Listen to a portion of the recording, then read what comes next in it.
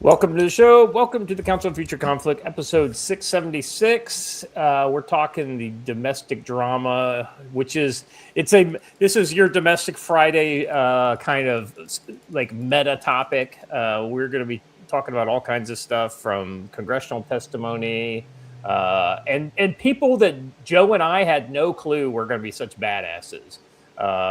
Just absolutely laying down and exposing the stupidity inside of Congress. And then we'll be talking about the resurgence of Black Lives Matter over Carmelo Anthony. And we got a whole lot of other stuff. Eurotrash refers to the different European stuff. We've got more footage from the protests against the Novak killing in England. So should be a spicy show today. Joe, how you doing, brother? You know what? I am well and good. I decided yesterday in one of my moments of brilliance to drive up to the top of the mountain above the snow line and go for a hike, or as Watcher likes to call it, leg day. It was most definitely leg day up there. There's still quite a bit of snow up there, and we're supposed to get some snow on Sunday.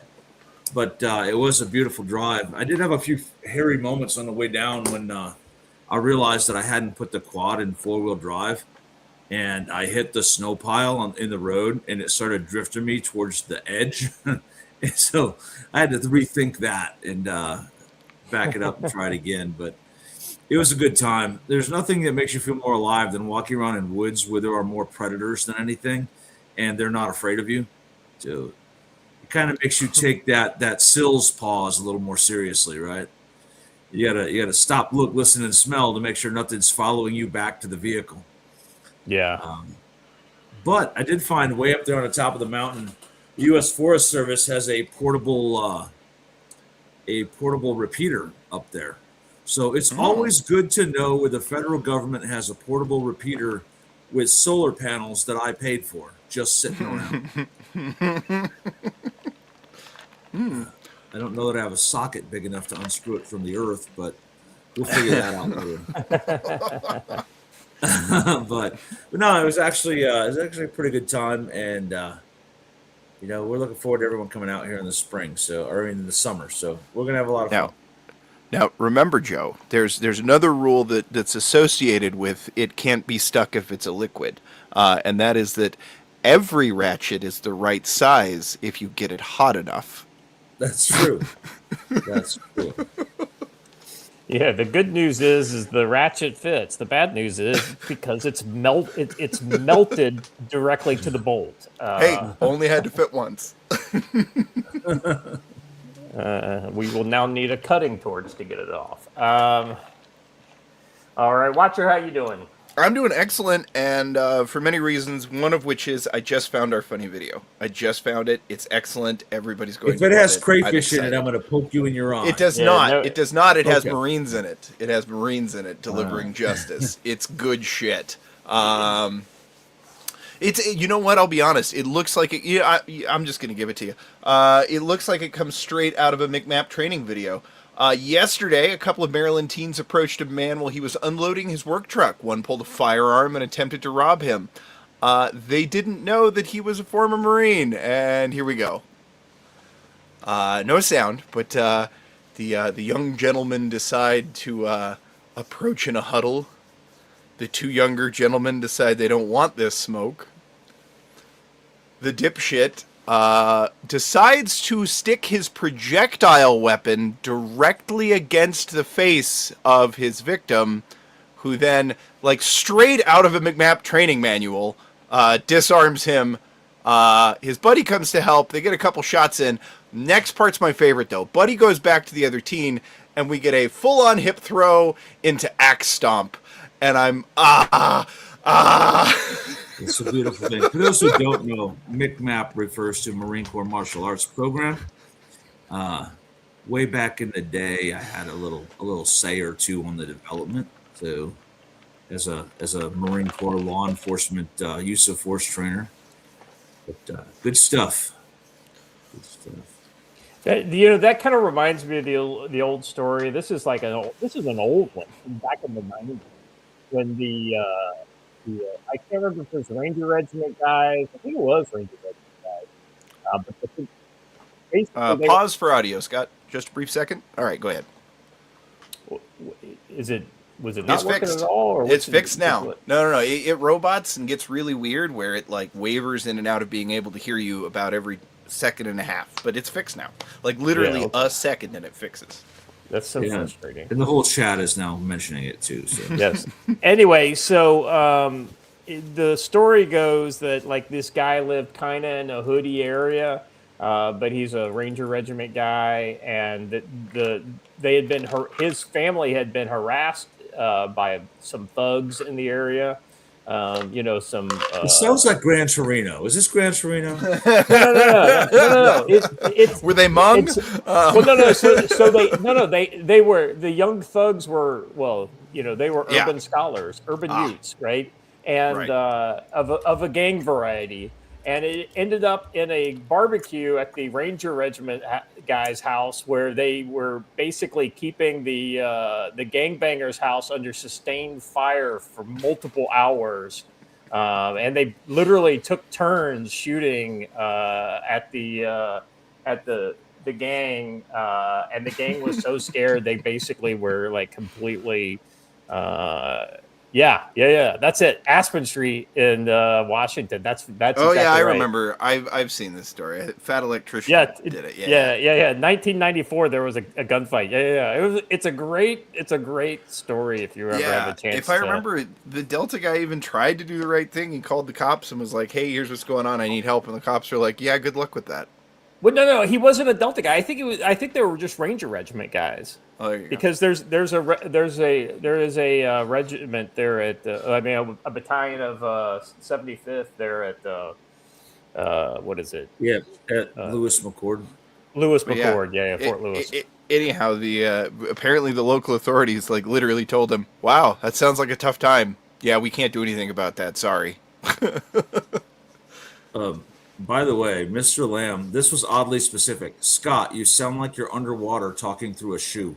That is oddly specific. I'm betting there's a story there.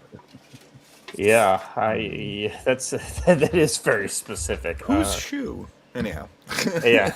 My shoe or your shoe? All right.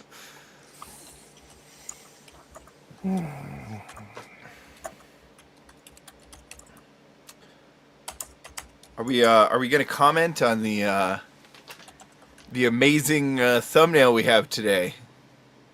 Joe, you probably know more about this. We talk about more later, but since it's up.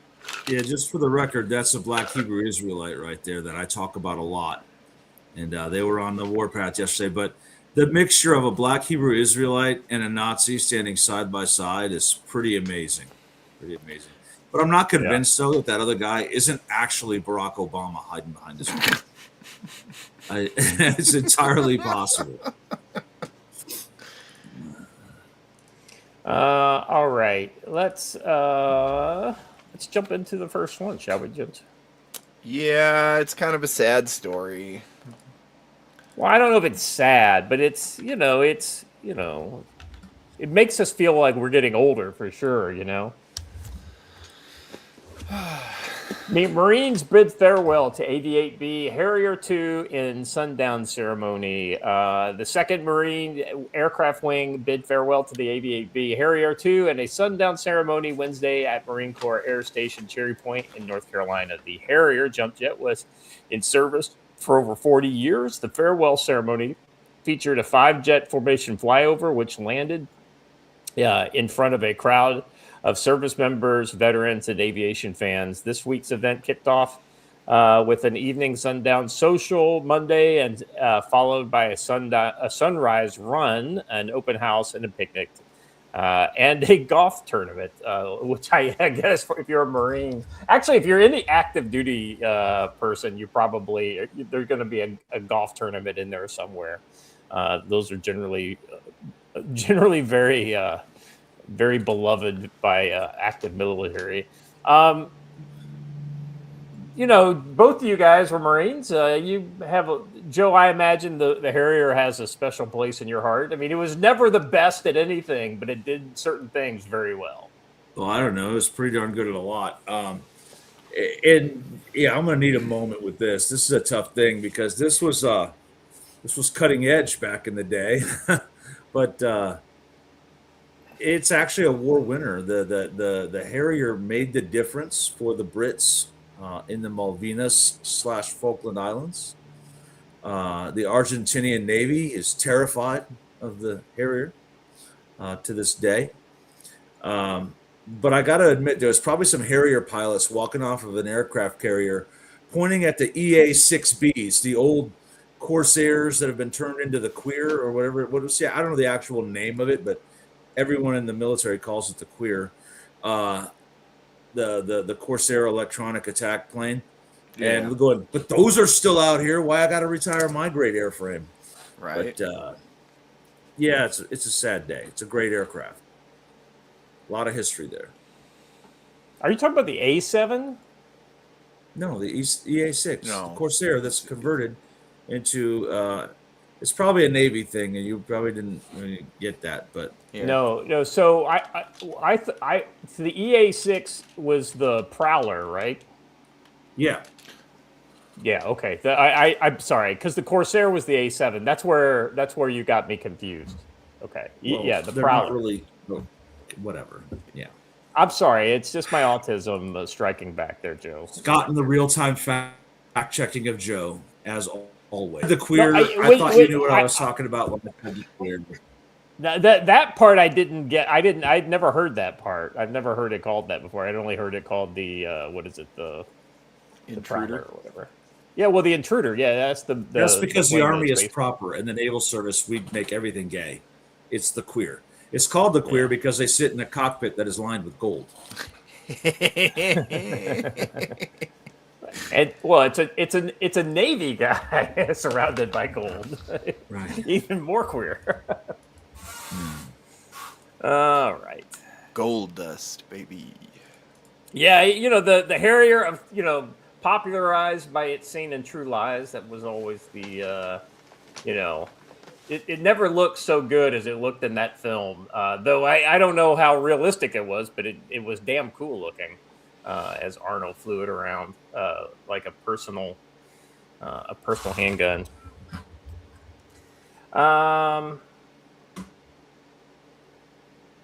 All right. Let's move on to the next one here, shall we, gents? Here's another one. Here's another naval story here, Joe. Sanctioned stateless tanker, the MT Divina, was boarded by U.S. forces in the Indian Ocean overnight. The interdiction fell within the Indo-PACOM area of responsibility. The Department of War vowed to continue denying illicit vessels freedom of maneuver at sea, stating global maritime enforcement against Iran-linked networks will persist regardless of location. Basically, that's just free chicken, it looks like, Joe. Yeah, you know what's funny is you don't realize how big those ships are until you see how small a Black Hawk is sitting, well, Seahawk, but it's before Scott fact checks me, how big it is until you see one of those sitting on the deck of it. They are very massive ships. Yeah, and that big ship is crewed by like less than 40 people. So there were two landed on one side, and there was still room for a third or a fourth. I know. It's at the very least, yeah. Yeah. This is nutty. Yeah, that's pretty cool. You know what's crazy cool to me? Oh, sorry. Go ahead. Go ahead. No, go right ahead, Washer. Oh, I was just going to say, this is the first one that we've captured that doesn't look like an absolute piece of shit that should be destined for the scrapyard, right? Like, this one's stateless even, and it looks decent to me. I think it's because this is the first one that's been full, and it's sitting properly in the water. The rest of them have been sitting really high in the water, and you can see where all the rust and the corrosion comes in. But this one does appear to be full, by the way. Like I just said, it is sitting pretty low in the water. So that's actually a good thing. We might actually make a little money off this. And Scott, I know you agree with me on this one. There's nothing cooler than sitting on the side of a of whatever version of the 60 you're in, with your legs dangling out over the earth. It's Yeah, even I better tell over you, water. I will say there is one seat in the back of an H60 that is never fun, and we call it the hellhole. And that is the seat on, if I remember correctly, it is the seat on the right side, so pilot side, but it's the very back seat facing forward, because when the doors are open, the way you basically get the air The blast slipstream, yeah. exactly right in your face, and you don't get that anywhere else in the aircraft, and it's just like that's the worst place to sit. Yeah, let me answer a question. Somebody says the ship listing to the rear. First of all, ships cannot list to the rear.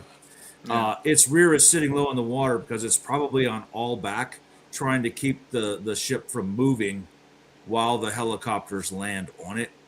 It's because they're applying power. It's not because the ship is listing. The anchor also appears to be down. Yeah.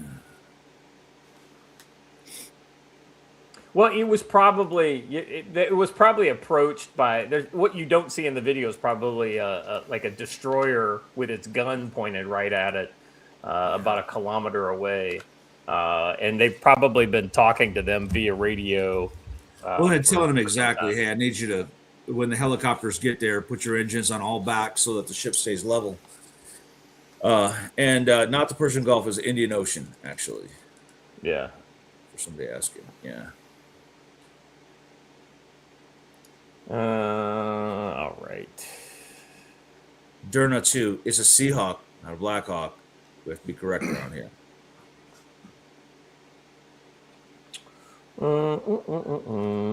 At least you got the same, the type is fine. It's a hawk of some sort, right? Yeah. Hey, and the next one's yet more good news. Good news. Mm-hmm.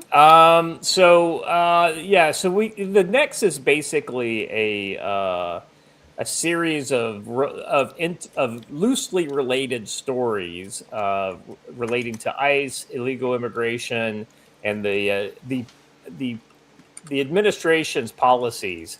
And yes, I voted for this. ICE just confirmed that it arrested the employers of 48 illegal immigrants in South Carolina. Both the plant manager and HR coordinator for a casting company in Abbeville, South Carolina, were arrested and face years in prison. I don't know if there's audio on this video or not. It's just a guy. There is. You can.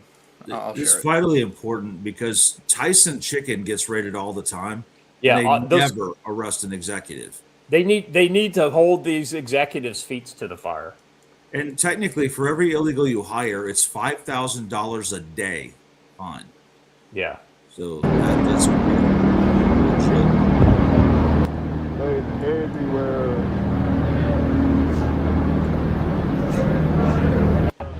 I got an escort out this bit. Black trucks.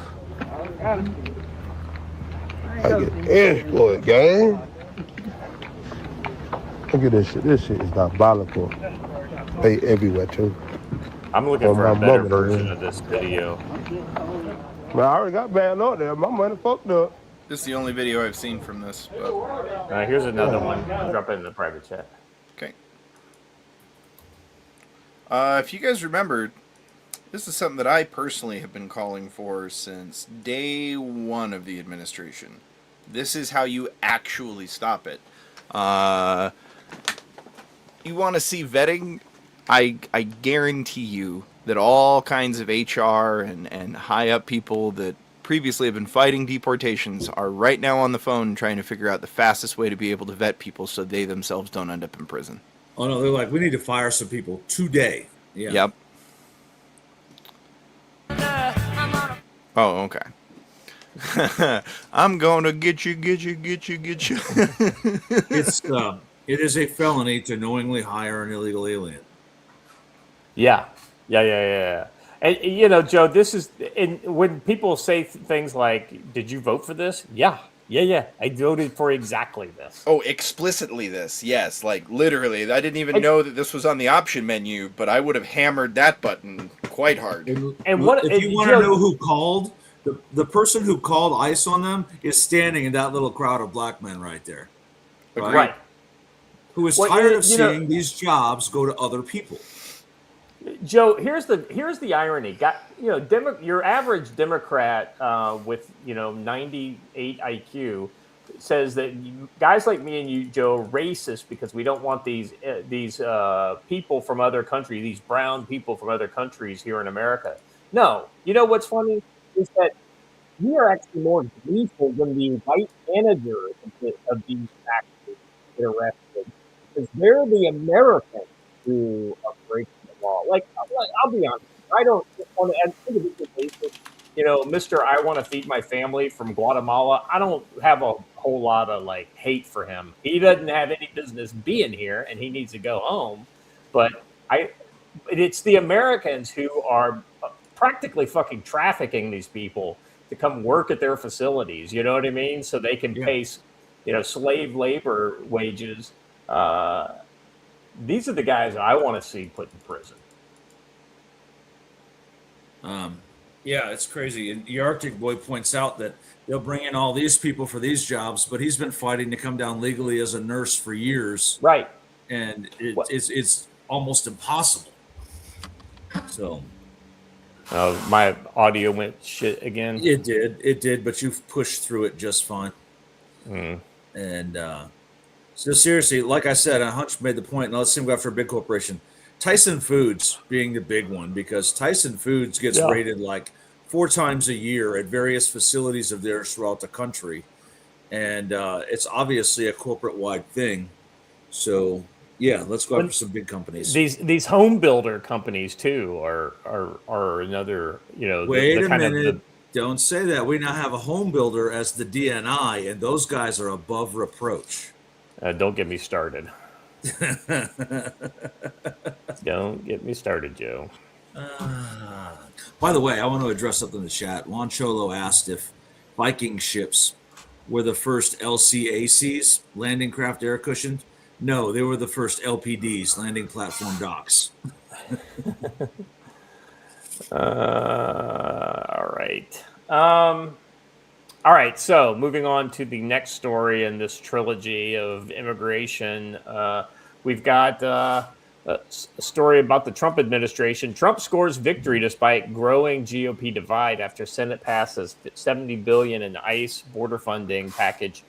The Senate Republicans managed to stitch together a unified effort to advance Donald Trump's roughly $70 billion immigration enforcement package, but divisions over the president's agenda were laid bare after a marathon day of votes. Passage of the budget reconciliation package geared towards funding ICE and Border Patrol for the next 3 years, next 3.5 years closes a long, drawn-out chapter in the Senate that began during the longest shutdown in history, orchestrated by the Democratic Party. It's a point the Senate Republicans tried to return to throughout the day, reiterating that Senate Minority Leader Chuck Schumer and the Democrats had forced their hands after refusing to fund immigration operations without a plethora of reforms. And who knows what didn't make it in there, because the Democrats are completely out to lunch with their shutdown.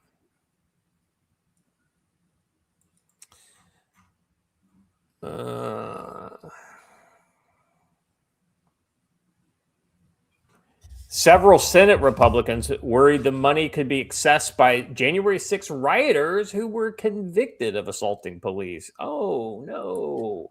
You mean redress of grievances against people who were illegally, politically persecuted by their government? Heavens to purgatory. I also now think that it would be a good time at this particular juncture to remind everyone of a particularly weird part of the laws in the District of Columbia, where unwanted physical contact of any kind is charged as assault. I'm not kidding. Me being one who does not like other people to touch me, I can get behind that. But there are, you would have to have some sort of intentional aspect to it, because I might trip and fall into you, and that's not an assault. Sure. Right. Yeah. You could be pushed from behind, Yeah. There's all kinds of. Yep.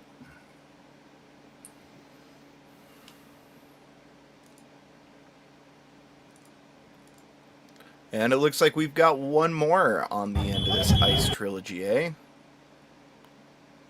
Scott? Well, I'm just appreciating the quality of if Phil Coggins his sharpshooting of Joe.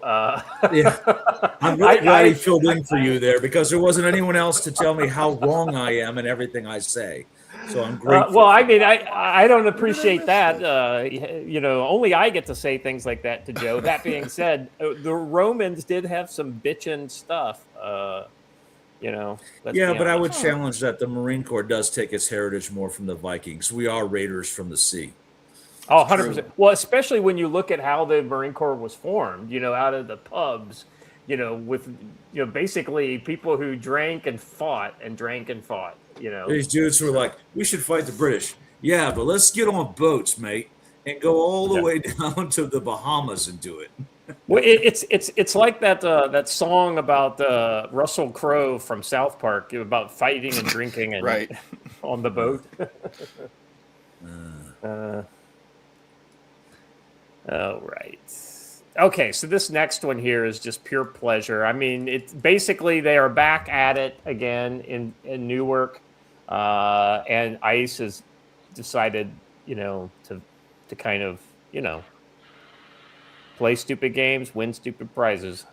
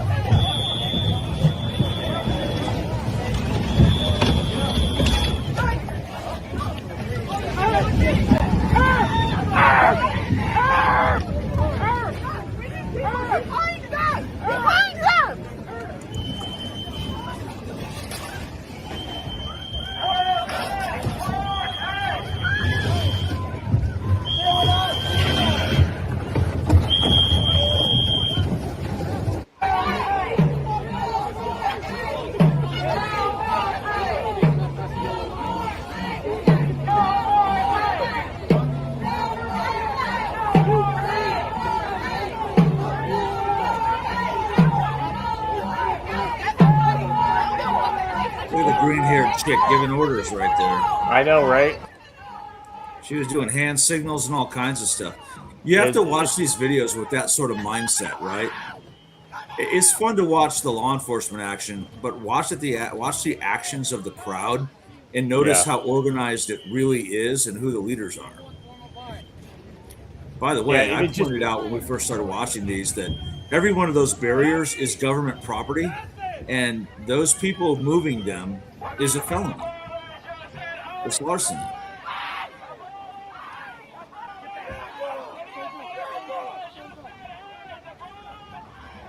These guys are lucky that all these cops are doing is shoving them. Yeah. If I remember correctly, Joe, if the cop goes to push you back and you give any resistance at all, i.e. tense up against them and things like that, that is hindering and opposing. That guy grabbed the baton. Play that little clip again. That guy grabbed the baton. That's a crime right there. Watch. You'll see them fighting over the baton in a second. Right there. Yeah, that's a felony. Attempt to disarm a law enforcement officer is a felony. That's absolutely silly. That will get you hurt quick.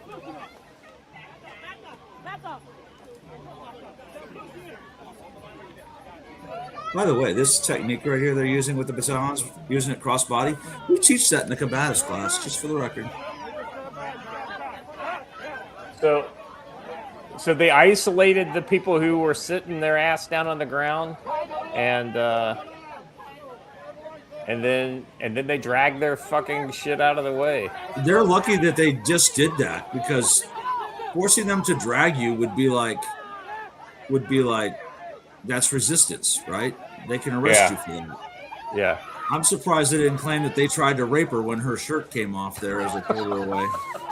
Oh my God! Nobody wants to do that, Joe. Come on. I know.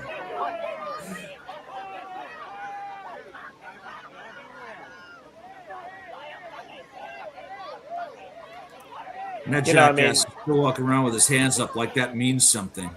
I know, right? You can't assault me if my hands are up. Yes, I can.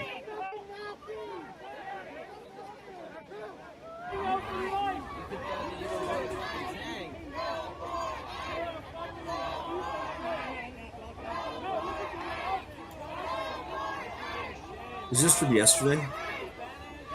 Yeah, I think so. Yeah.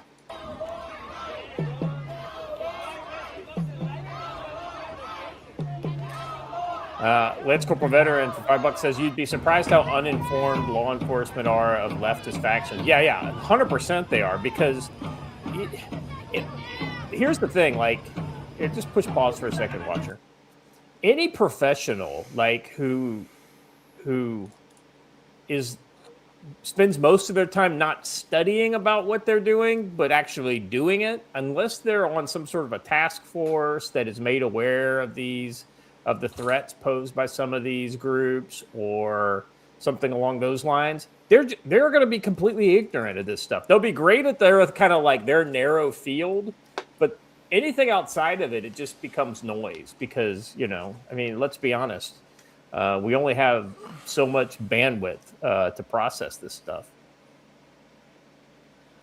I mean, guys like us, we think about communism. We think about people like Antifa and all that kind of stuff because we have identified them as a valid threat to the American way of life, and so it has become what we focus on. Whereas most of these cops, Joe,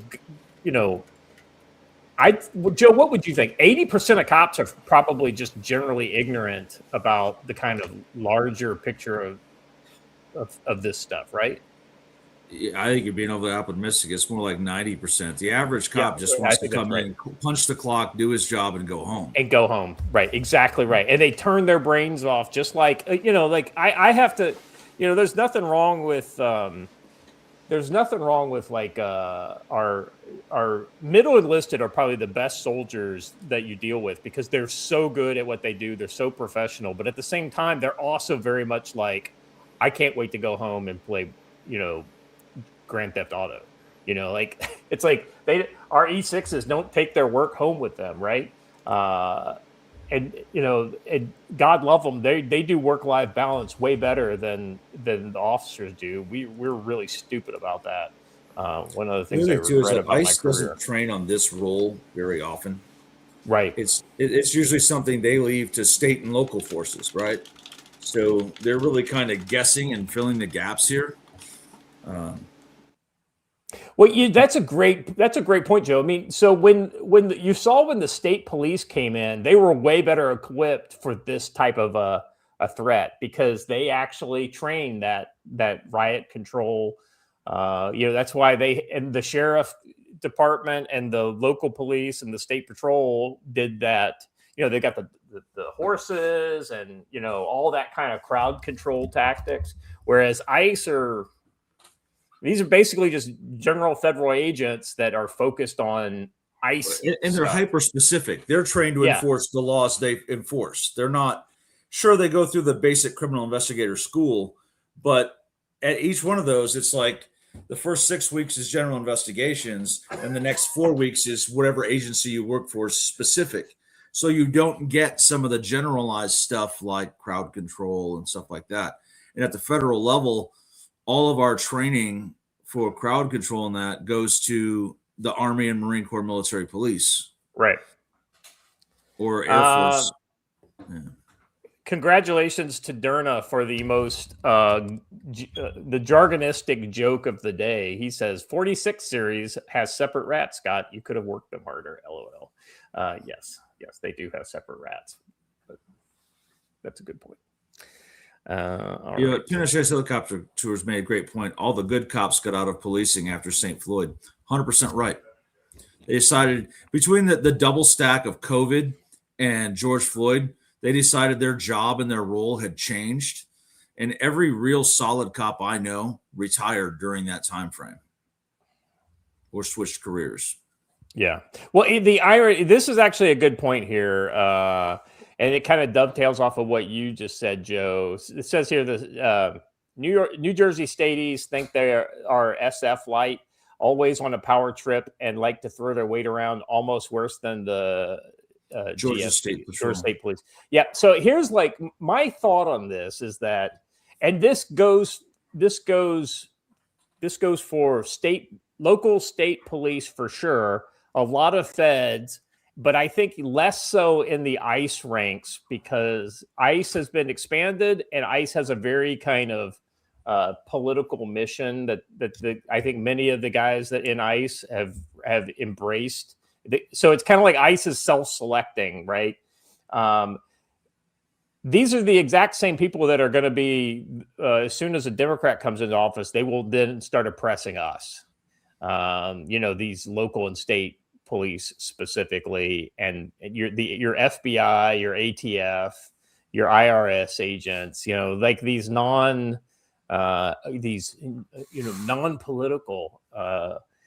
law enforcement agencies. I don't think ICE will oppress us, only because A, we aren't the focus of ICE's attention, and B, ICE will be severely gutted and defunded once a I don't know Democrat how ICE takes power.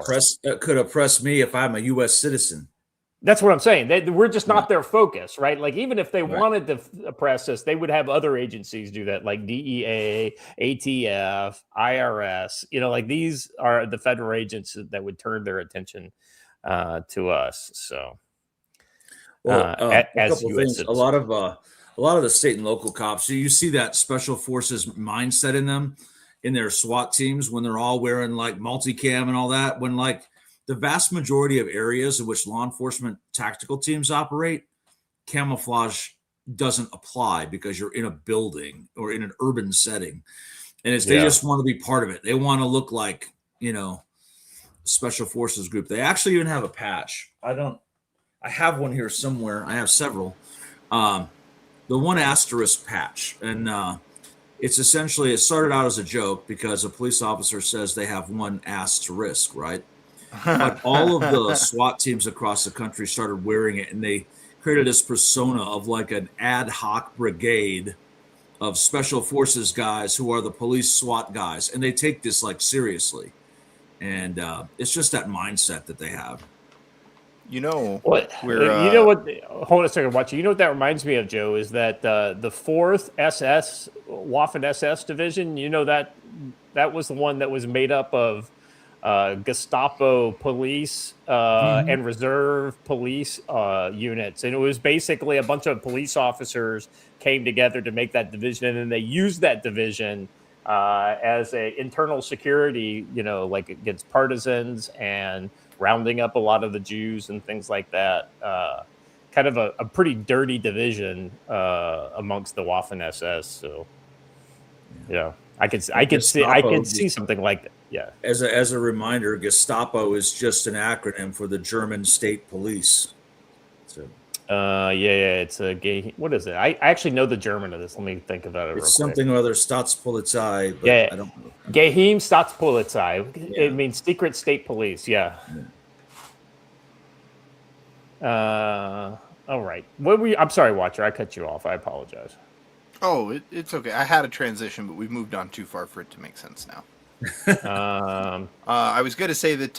We're talking about camouflage patterns and patches. It must be time for the tactical wisdom segment.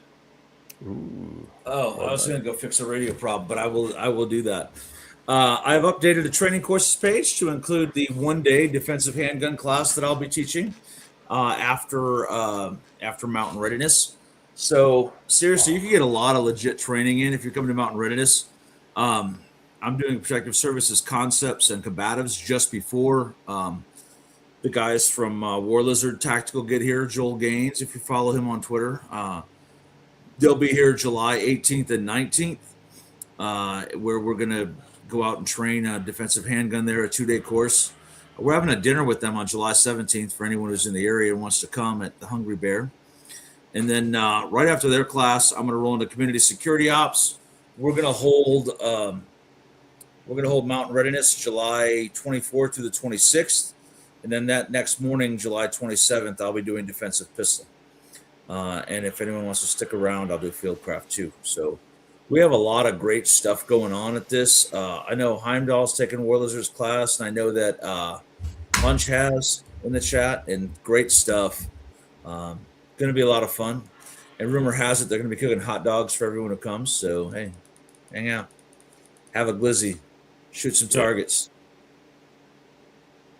That's all I got, really. Just come to our stuff. July 24th through the 26th, we'd really like to have you here. But come for all the weeks around it, too. Before I go into the brush beater segment, just real quick, check out our locals. It's the let's see. The link is down in the description. I'm going to start posting at least weekly there. Sometimes maybe once every 5 days. What I'm doing a lot. I've got several topics that I'm using as kind of long-term topics that would be valid over not that aren't super timely. But I will also be taking references from the show and expanding on those a little more broadly, kind of drilling down into it, especially if I don't think that we, if I'm not able to kind of get my idea out on the show, because Watcher, I'm sure you know how this is. It's like after the show, later in the day, you're like, fuck, I should have mentioned like X, Y, or Z, Yep. Yeah. And generally. so this is where like, for me, the show is at night. And so I go to bed maybe shortly after the show. And then I wake up the next morning and I've got like 2 or 3 things that I'm like, fuck, we should have talked about this. And so this is where I'm kind of turning that into little things. That's the last one. Socialism isn't corrupt. It is corruption. Talking about the Spanish prime minister, relating it to the socialist and communist regimes that we know, like Venezuela and Cuba. And then, relating it back to him, we were talking about that on the show. And then I referenced the conversation that we had. So I would recommend that you go and check it out. A really good way for you to let me know how many people are checking it out is just hit the like button. Give it a read, give it a like. You don't have to comment on it or anything like that. Just but the like lets me know that you guys are able to see it. And if you really want to, you can join up over on everything right now on local. The foreseeable future is free. We don't have like a paid content yet. Once I get back to the States, once we kind of develop future conflict a little more, because once I get back, we will be developing some things. We may have some merch available that we'll launch for the Mountain Readiness West. So that will all be tied into locals. And then maybe we'll start doing kind of exclusive content for members only at some point in the future. But for now, it's all for free. So if you want to support us, that's a good way to do it. Or you can support us over here on YouTube or Rumble. Either of those is great. All right. Let me do the brush beater ad. All right, here we go. In the midst of growing political turmoil and conflict across the United States, while the UK and the EU descend deeper into the dumpster fire of civil unrest, riots, and cultural collapse, the warning signs are impossible to ignore. When normal order breaks down and cell networks fail or get overwhelmed, you need independent communications you can count on. Brush Beater Store has you covered. The AR-152 Pro, a rugged, high-performance handheld radio built like a tank, 10-watt tri-power output, massive 12,000 milliamp battery, built-in GPS with APRS tracking, expanded frequency coverage, including airband and multiple antennas for superior range with the self-service skies. Back it with the RTO course, hands-on, no bullshit training that teaches you how to build real signals operating instructions, manage frequencies under pressure, and run secure group comms in a high-threat environment. Get the AR-152 Pro at brushbeater.store/product/AR-152-Pro or enroll in the RTO course at brushbeater.store/collection/training. Use code CFC10 for 5% off all radios, accessories, and courses. Orders over $100, $150 shipped for free. Big thanks to Matt at the Brush Beater Store for powering the Council on Future Conflict as political turmoil spreads in the U.S. and civil conflict burns across the UK and the EU. Head to brushbeater.store, enter code CFC10, and build the connected security presence your community needs. Now, back to the show. All right.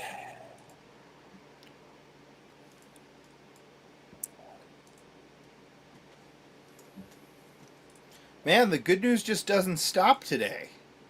Well, I mean, Oh, this next one's amazing. I'm all here for it, man. well, let's start with a couple words directly from the horse's mouth, shall we? They're paid people. This is organized. They're committing acts of political terrorism on American soil. And it's time we had a government that looked out for the American people rather than the people who are committing violence against the American people. When you go out to Portland and you see what's happening in Portland, this is like nobody's ever seen anything like it every night. And this has gone on for years. They just burned the place down. And, the shop owners, most of them have left. But the few shops that are open, they just use plywood and just like 3/4 inch plywood. They don't put storefronts in because they know it's going to be burned down. These are professional agitators. That's right. These are bad people, and they're paid a lot of money by rich people, some of whom we know. I'm sure I know some. I don't. If I knew, I wouldn't associate because I'll be in trouble because Pam will say, "Why are you associating with this person?" But I will tell you that these are bad people, and they're paying a lot of money, millions of dollars. But take a look at Portland sometime. These are crazy people, and they're trying to burn down buildings, including federal buildings. And on my list of things that I want to do before we finish up with the cities, because I think we're going to whip the cities back into shape. We have to.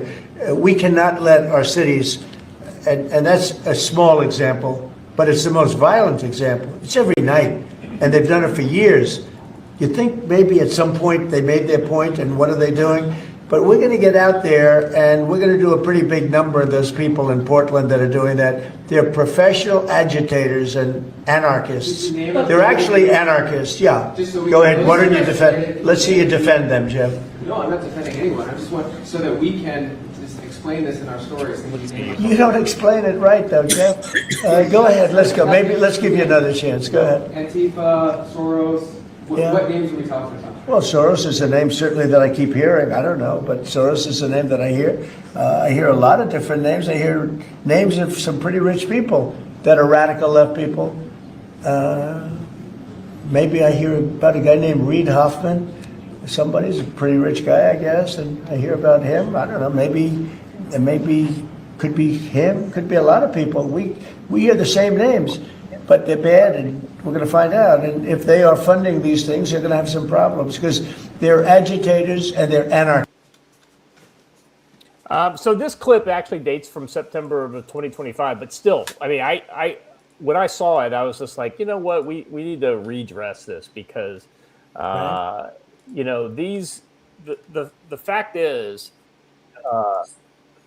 we've gone. What is it? We're on Pause. June of You're good. June of 26, right? And you're starting to see some of what he said here in this clip develop right now. Unfortunately, he hasn't arrested George Soros. He hasn't arrested Reid Hoffman. But I wouldn't be surprised if some of these big financial crimes dealing with the fraud and all that kind of stuff ultimate links into some of these Antifa funding. We do know that what's the Roy Neville Singham has been a big proponent and funder of a lot of these kind of more direct action type things recently. So it's always good to kind of remind ourselves who the actual bad actors are here, gentlemen. I'm going to say something unpopular here. That video is 9 months old. Yeah. And nothing has happened.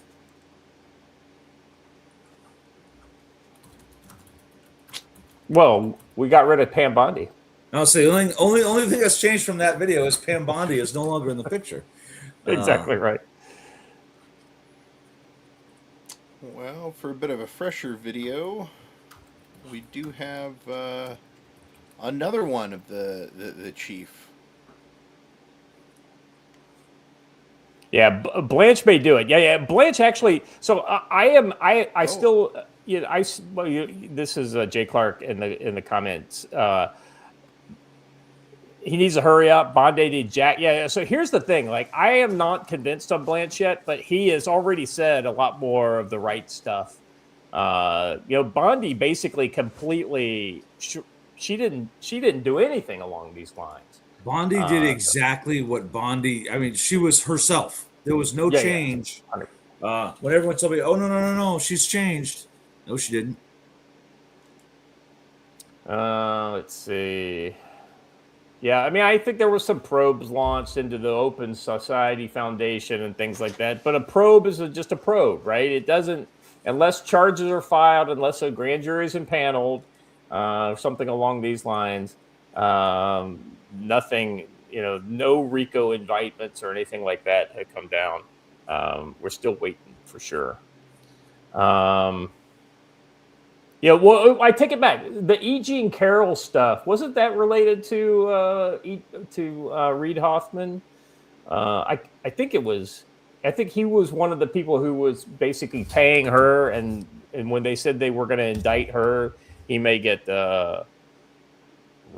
lashed into that. But that's about it. That E. Jean Carroll is not Antifa. All right, let's go with the next clip here. This is a contemporaneous clip here.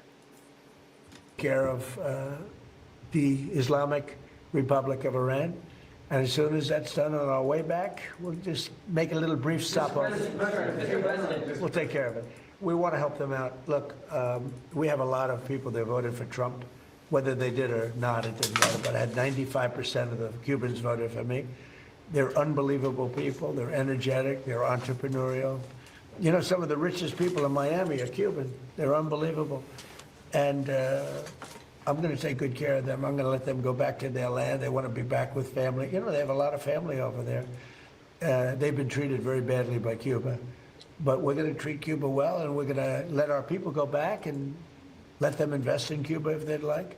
So we have some very good plans for Cuba. I think, you know, we have to get rid of the regime was very tough, very nasty.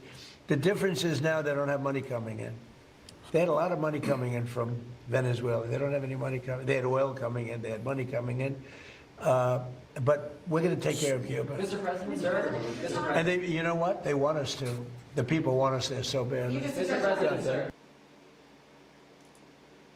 What do you guys think? Taking care of Cuba after he wraps up Iran? I mean, I'm not a big fan of wars and whatnot, but maybe I could get behind. Everyone misunderstood him during his campaign. He didn't say no new wars. He said just a few more wars, and that's okay.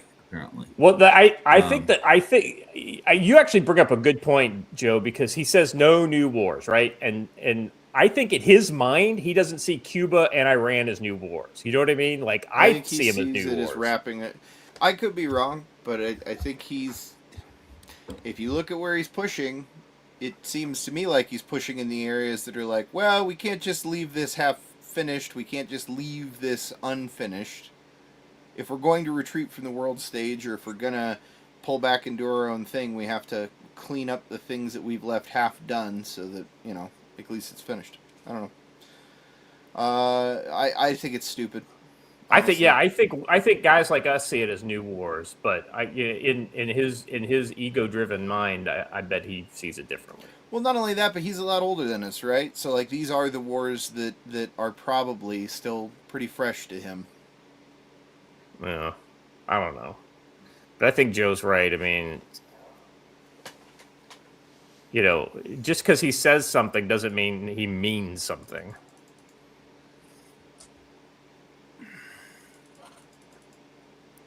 Anything else on that one, gents?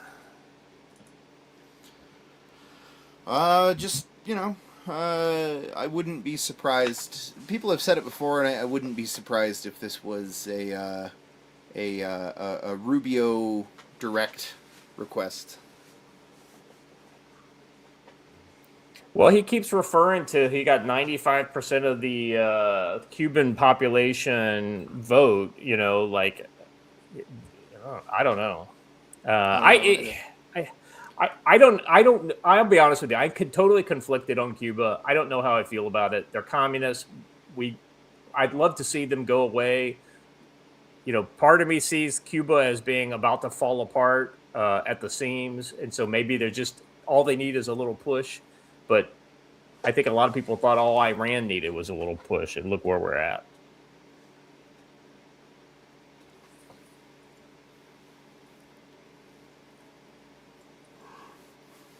I do think that the specter of medium-range attack drones does make the position that we've had with Cuba for a very long time. I think you can make the argument that it makes it unfeasible, but I don't know that this is the way to go about it. I would say fortifying the Keys might be another way to go about it. Yeah, I don't know if I'd want to live in Key West when that starts up.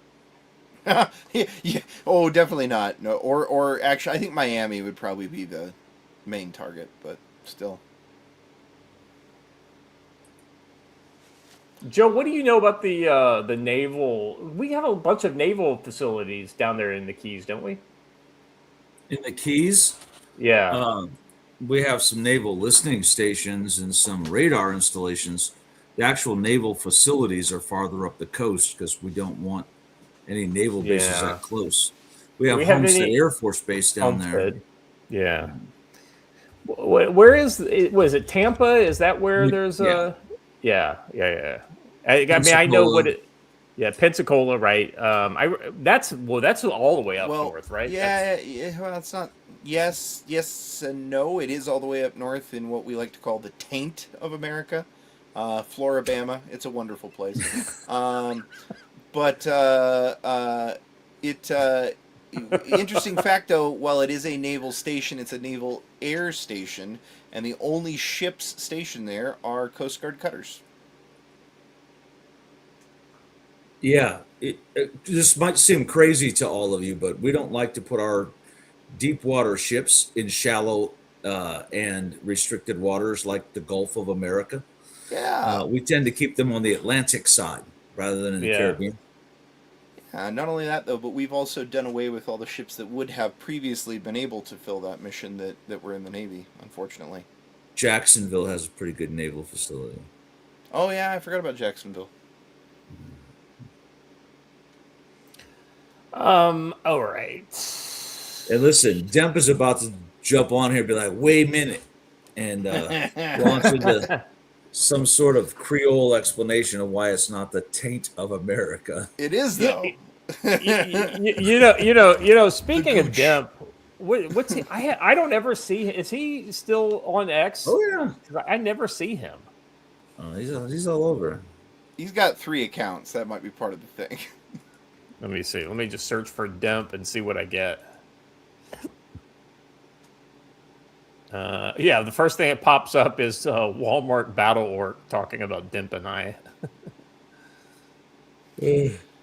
Well, speaking of Cubans, Bud Light Sadness, that account is gone? Yeah. Man.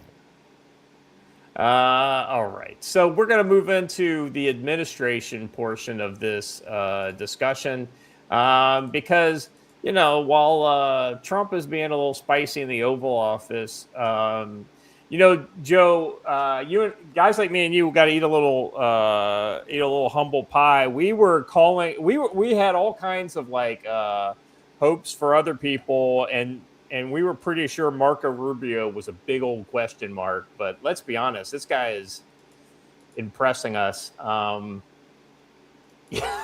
Yeah, I want to correct Mr. Lamb. She does not look like a Muppet. She looks like a Fraggle, which is closely related. Invented by the same person, but she looks like a Fraggle. And I think Rubio just had enough, and he did a fine job handling these people. Because you have said. oh, sorry. Go ahead. No, go ahead. You have shared these talking points before. They're not talking points, they're the But it is hard truth. to take your word for it when this is the most corrupt administration in American history. Well, that's we're your talking opinion. pardons for sale. We're talking about no-bid contracts to those on Trump's family and friends plan. We're talking about a $1.8 billion slush fund. And I think that's corruption. The American people think that's corruption. Before we move on, I just want to toss out that now that you've made me think about it, I actually think she looks less like a Fraggle and more like a Skeksis. More dark crystal, for sure. They want to know Hodling if from you Dark think Crystal, that's yeah. corruption. Okay.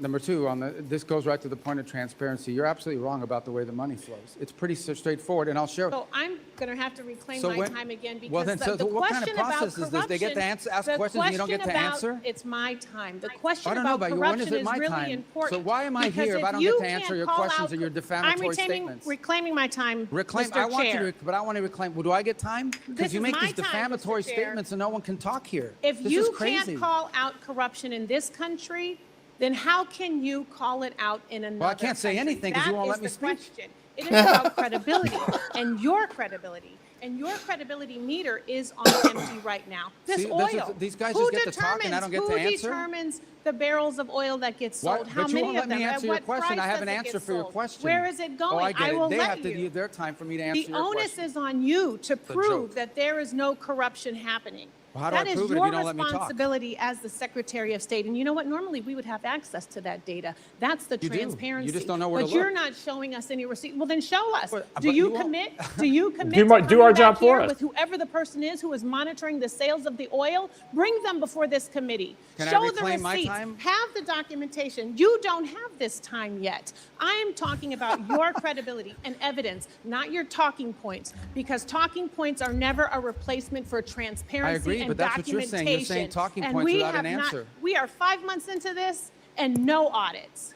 Zero visibility into the 100% contracts that are false. awarded. 100% Zero false. transparency about where Representative the time money has is expired. going. Representative Salazar is recognized. And First of giving all- contracts with no transparency Can I is borrow your exactly time the to reason why answer? you shut down USAID. So practice what you preach. I yield my Oh, time. she gets to scream now too? Scream Chairman, and can we shout. take down her words? I'll give you some time. I'll give Yeah. you some of my time. Let me just. Okay. Just Oh, change God, it. what The kind of best thing was is the this? chairman What when is he was like, this? You don't fortunately, get her asked time questions has for 5 minutes and you expired. don't get time to answer. It's not a hearing. I think you said clown Like show a dunk before. tank? I What don't, is I don't this? have to tell you. I don't. Don't take. I'll I've give even you used ti- their time. How can I answer the question? They don't even give me time. I've had to use their time to answer your questions. Yes. All right, whatever. All right, so I don't need to tell you that in my community, the city that I represent, the city of Miami, you're one of the most illustrious representatives, and that we're very proud of you, not only the Cuban Americans, but the Hispanic Americans in my Why is she community. leaving? I'm So going to answer her questions. I Oh, she's go. Okay, I got it. Well, thank you for coming. Absolutely beautiful.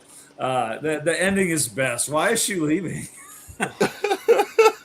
I mean, these people are not serious. But here's the other thing too. You know, like Marco Rubio is no genius. I mean, he's a good dude. Don't get me wrong, but he's no genius. But he's sharp, right? But he makes her looks like a fucking Muppet, and I don't mean Muppet from the standpoint of Fraggle Rock and Jim Henson. I'm talking from the standpoint of like that's what they call retarded people in fucking the United Kingdom. You know, he was 100% right when she was like, you don't use your talking points. He's like, no, that's literally all you're doing.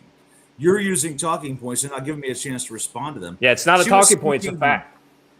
Yeah, the dumbest thing we ever did was allow cameras into these hearing rooms, because then it's just all become them talking to the cameras and not actually addressing the issues at hand. Yeah. And she was absolutely outrageous. A bunch of them. One of them was like talking about some shoes. He was like, "What shoes are you talking about? Donald Trump gave you some shoes." He's like, "What?" The whole thing is just silly, and just ridiculous. And he appeared to be having fun with it, right? Yeah. That's. I mean, he's got their number, right? And there's nothing they can do to defend themselves when they act like this. Well, listen. Speaking of having numbers, I'm going to need the number for Representative Salazar because I need to discuss this all with her in person. In person, big booty Latinas are popular. That's true. Watcher, that's you're a man of the people. What do you think?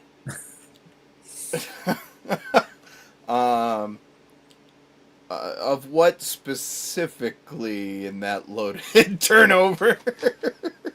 Whatever you feel like, talking about. Okay, as long as it doesn't have to be big booty Latinas.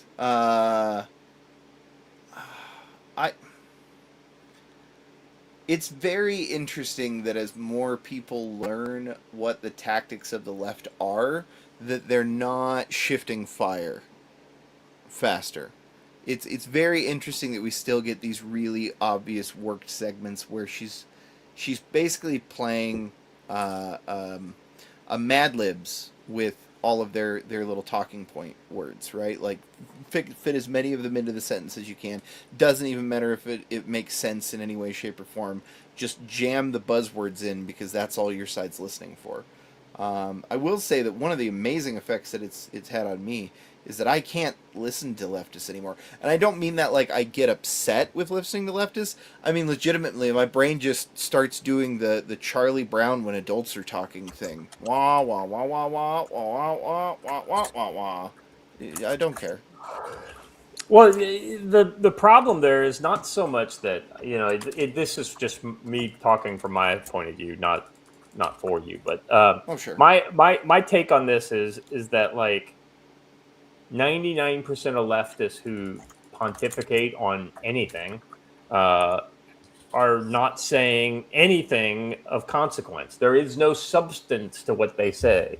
You know, the ones that are actually worth listening to are the ones that actually know their deep lore enough to try to, you know, connect some sort of unrelated, disparate fact in the current modern day to, you know, a side note from between Marx and Engels back when they were, you know, like in a letter that they wrote to each other, you know, and then it's not interesting from the standpoint of like the actual content. It's interesting from the standpoint of like, oh, well, he sort of said that. He knows the lore. He just doesn't know how to think critically.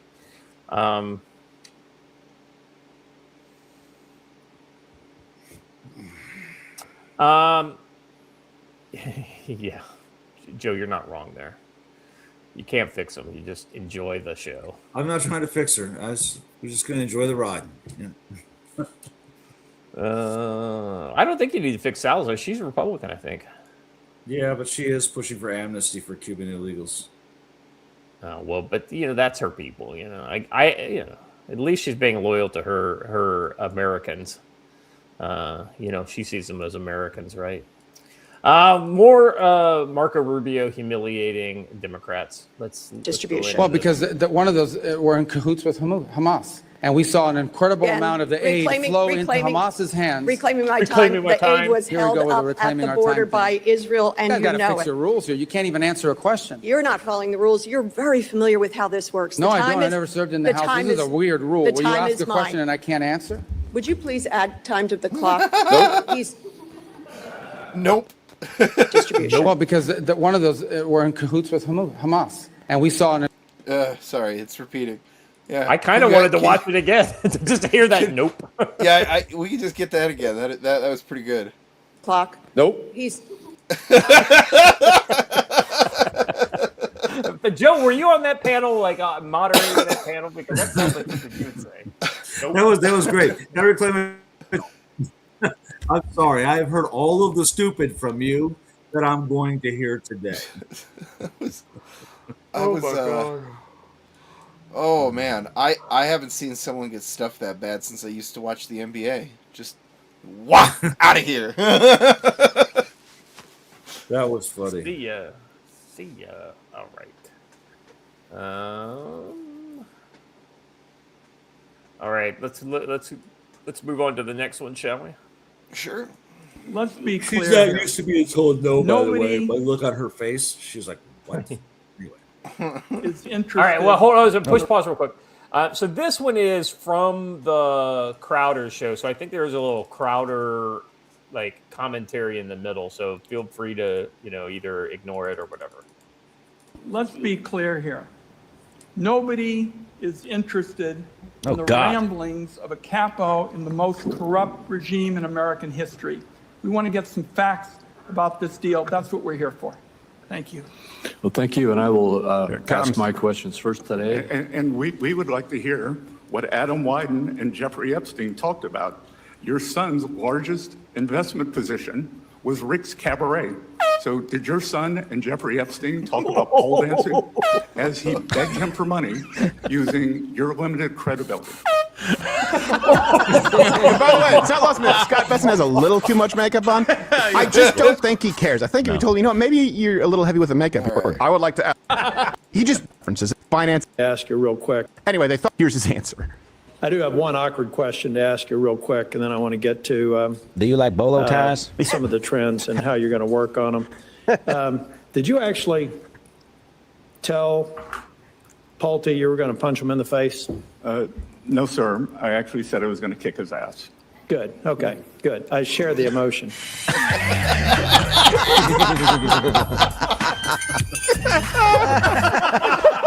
All right. Did we see that the other day? That line? I think we did, didn't we? No. Okay. So. I must have just saw it on X without the commentary. Oh my gosh! I just stabbed my thumb. I just ran because I've got this wooden desk, right? And while I'm watching it, I'm rubbing my thumb against it, and I accidentally turned my thumb sideways, so the side of my thumbnail was rubbing against it, and it caught a fucking sliver. Yeah. Right in the fucking, and it went right under my thumbnail right here. If you noticed my face go like that while we were playing that's what it was. Ow, that fucking hurt. I thought you were supposed to wait for the enemy to do that to you, Scott. That was. Oh my gosh. Well, it was the enemy. The North Koreans snuck into his apartment, shaved a little bit off. So there it is. Yeah, that's right. Damn it. Well, it's we like have the Americans now. Well, it's like I've got these fucking, it's not like I didn't know there's splinters. Like I can pull the laminate because it's the laminate, like it's the wood laminate that's over that's coming off, and it's just fucking. Scott, you are a field grade officer now, so I believe that qualifies you for a Purple Heart, and maybe even a Bronze Star.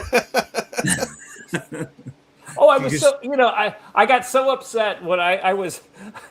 It was like in 2008, I think I was a company commander, and we were out in the field, and I found out that all of a sudden that they're giving people Purple Hearts for getting a bell rung with IEDs, because they said that's TBI or whatever. I'm like, wait a second, we all got our bells rung. Why didn't we get Purple Hearts for that? And I was like, well, sir, you went through the war when it was hard.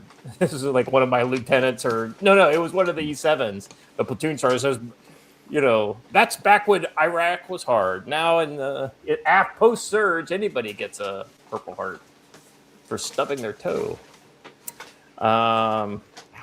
Build a new desk in retirement. Yeah, I'm definitely buying a new desk. I think I'm going to get rid of this desk entirely, but we'll see. All right. Let's move on to the next one. I think we're out of BestNet. No. Recently. Yeah, we have more of him. Yeah, here we go. President Trump proudly claimed that he doesn't think about Americans' financial situation when it comes to the war with Iran. So I want to ask you, Secretary Besson, do you agree with President Trump that you also do not care about Americans' financial situations? Congresswoman, who was the president during World War I? Can you... No, are you refusing to answer my question? No, I'm asking, who was the president during World War I? I don't know, but clearly you are not answering my question. World War I was. Well, let me tell you. So I'm clearly getting the idea that you do not want to answer, whether you agree with President Trump that you do not care about Americans' financial situations. President Trump does care about Americans' financial situations. Well, he actually said that he doesn't. That is a truncated thing, like everything is, that he is future-proofing. Because I can tell you, Americans' financial situations would be devastated if Iran got a nuclear weapon and there was a permanent shutdown of the flow of energy out of the Middle East. Well, then let me ask you, was your prediction... And I promise you that President Woodrow... I'm taking my time back. I will promise you that President Woodrow Wilson... I want to reclaim my time. ...who was president during World War I, that the Germans did not attack us. That he got into that. It was you're not answering the question, so let me ask this. And I guarantee was your prediction that Americans would face only 50 days of temporary... He could have been a little more eloquent with that. But yeah. I mean, you know, like the fact that she had no idea, like she's a fucking progressive and she has no idea about Woodrow Wilson, the ultimate progressive president. I mean, you know, it's like, anyway, so he goes on. This next one is Democrat Representative Nancy Sanchez at a pretty good moment. I think it's pretty safe to say that this is probably the most corrupt Treasury Department in our nation's history. And can you tell that the talking point went out that they want to say most corrupt in history? Yeah. Yes, anybody else? absolutely. Wow. Was that There's obvious? no proof Oh, of wow. that whatsoever, right? Yeah, We're right. just going to say it. I am going to while you have dance to take around questions exception to with protect that is a Trump, slanderous Americans are suffering Yeah, in it's Trump's exactly right for spiraling him. economy. And Inflation is now rising faster than average hourly wages. Gas prices are at an all-time high with the war in Iran. The cost of groceries has risen 3.2% over the past years, and prices on most goods have gone up because of Trump's tariffs. So I don't see how you could call that anything other than a failure of the most corrupt Treasury Department in history. Your time has expired, Ms. Sanchez. Thank you. My time has expired. Secretary, I would love for you to respond to the accusations at your department, because I think you are due the opportunity for that. The Congresswoman is slanderous. She has nothing but the unsubstantiated opinions, and I will not stand for that. There is nothing corrupt. We move at the highest levels, and just because she cannot get the answer she wants, if she would like to give me facts, she seems long on facts, short on facts, long on hot air, and I will not stand for that. Yeah, that's great. Well, here's a sheet of paper. Yeah. Mr. Arrington is recognized. Disgrace to make a remark like that. You know what? He's terrible at delivery, but he makes good points. Yeah. I wonder if you asked her if she thought You know how we talk about big booty Latinas on here? That's a big everything Latina. Everything on her is big. That's just a big Latina. Even those stupid glasses. Well, even Latinas go hungry hippo after a certain number of whatever it is they eat. All right, here's this last one is Republican on Democrat violence as Mazie Hirono gets Senator Eric Schmidt's ire. I have to give credit to Caravaggio. I have to stop this. Based gay conservative, he can outsass any sassy lady in a pantsuit. Well done, well said. What was so funny was, like, I can't remember who they said something like, "You hate gay people." It was like, "What are you talking about? The Treasury Secretary's gay," and they're like, "He is?" Like, they had no fucking idea. Have you ever listened to the man say a single word and there's still doubt in your mind? Well, Rubio is a perfect example of, like, when you've been in politics for a long time, you get really good, like, on the delivery, you get good on the responses. Like, Bessner is a perfect example of a technocrat who is not used to the camera, but he knows what the fuck he's talking about. It's exactly the point. He said his delivery is not great, but his points are fire. All right, let's watch this next one. Your comments are astounding, Senator. You mentioned a few words, horrific. I think to the American taxpayer that's been ripped off. You know, I just want to say before we move on, you know, Mr. Schmidt, I feel that you would be astounded by lunch. By people who came to this country to rip them off, that's horrific. You talk about bizarre. No, it's my time now. It's my time. You went overtime. It's my time. Bizarre is the idea that you would be here in this committee defending violent murderers from being deported, that you would be defending violent rapists from being deported, that you would defend people who took advantage of the good people of this country, their taxpayer dollars. That is bizarre. A terrorist who kills American citizens, you know what's bizarre is your defense of that. So forgive me if you're... Can I ask a question? Who's on this panel? Was this Besant still? I can't remember who this is with, but this is basically one of the Republican senators that was tired of it, and basically instead of he addressed Mazie Hirono, who's behind who had just spoke. And Mazie Hirono, if you don't know, she's the like Asian weirdo from Hawaii who is like a fucking communist. Lance Corporal Veteran for $5 says factless, untrue accusations is a common tactic, like the classic "Why do you beat your wife?" If it's not the truth, it's about criticizing their reaction. Yeah, it's a rhetorical trap, is what it is, and they're just the problem is when you defend against it, they're like, "Why are you so defensive about it?" Well, because it's false. Yeah, the thing is that these people that are doing it, these are not the smart people who invented these rhetorical traps.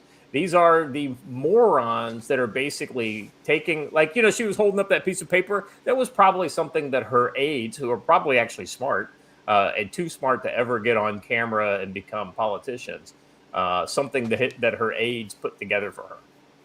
By the way, these politicians in Washington do very little of their own work. It's all done by career aides that have been in Washington twice as long as they ever will be. Sorry. 24 million Americans or naturalized citizens should be afraid. That's ridiculous. You have no. You have nothing but fear mongering here. What I'm saying in this bill is, if you do those things to the American people, if you take advantage of taxpayers, you're not recognized. If you commit a terrorist act, if you commit wholesale welfare fraud, within 10 years, you're damn right we're deporting you. If you're convicted, it's not being accused of anything. If you are convicted in a court of law of these crimes, absolutely we should not only convict you, but we should deport you. And denaturalize you if you think become that's a U.S. some sort of like negative assertion towards me, I'll take it. I love it. That's what we should be doing more of in this country. Because people are coming here and they're ripping off taxpayers. And I, for one, don't want to see it anymore. And if you want to have that debate in public, we can do it. But that's what this hearing is about, to examine the Scam Act. So I'd just like to expose a few of your lies in your most recent dissertation on the dais here. Anyway, it's nice to see people like him actually hold these fucking morons' feet to the fire. He even makes parliamentary speak sound cool, and he was like, "You are not recognized." You are the not hand recognized. motion did it all. We are going to fucking deport you. Very well said. All right, so that's the end of our. Oh no, we got one more comment. This is, I don't know that this is recent. It's got to be recent enough. But this is Hegseth just pissing off Elizabeth Warren, which means it's a good day. What I give, what you give, what others give, I'm not looking for money. I don't do it for money. I don't do it for profit. I don't do it for stocks. And that's part of the reason why I'm able to be effective in this job. Because no one owns me. No one owns this department. No one owns this president. And we can execute for the American people, and we do. What I give, what you give, what others give. I just love how he clips her, and she can't, And she's trying to do the Democrat tactic of interrupting him and not letting him get a good point out. And he refuses to fall for it, and that's good. If I may, gents, this is I'd like to point out a teeny tiny tactic that has been exploited here that I don't know that anybody's even noticed, but it makes all the difference. Republicans have chosen to put somebody who's loyal to them in charge of who actually adjusts the mic volumes, because if you listen, the Democrats' mic volumes are always significantly lower than whoever's responding, which is why you can hear them talk over the top of them on the audio. Yeah. All right, Hunch Dirty Roofer for $2 over in the Rumble chat. This is a little while ago, so forgive me. I'm catching up here. Now let's go after large corporations, not just the small stuff. Yeah. He's talking about when those illegal immigrants that got rolled up and the two managers as well. Yeah, Tyson's Food 100% needs to be, their feet needs to be held to the fire. Any of these large farming corporations like Monsanto or ConAgra or some of these other that might be massively employing illegal immigrants, things like that. I 100% agree we need to hold their feet to the fire. And that is us caught up on Rumble for super chats. All right, moving on, gentlemen. This is a while back we talked about the SBA. Girls, drink some cold water. Yes, Hegseth was on screen, but chill out. Let's splash some water on your face. We'll move on. All right, go ahead. Right. Let's see. The SPLC, Southern Poverty Law Center, recently, was shown as the largest single supporter of right-wing extremist hate groups in the United States. And, it's like, I never really felt like that was like really fleshed out, but this post just kind of does it. So, all right, listen to this. The truth is that without the SPLC, these right-wing groups, or not right-wing, these Nazi white supremacist groups would have died a long time ago. Yeah. All right. Approximately $4.1 million in tax-exempt donor funds to a series of fictitious accounts is described hereinafter. The general purpose for these fictitious accounts was to pay Fs.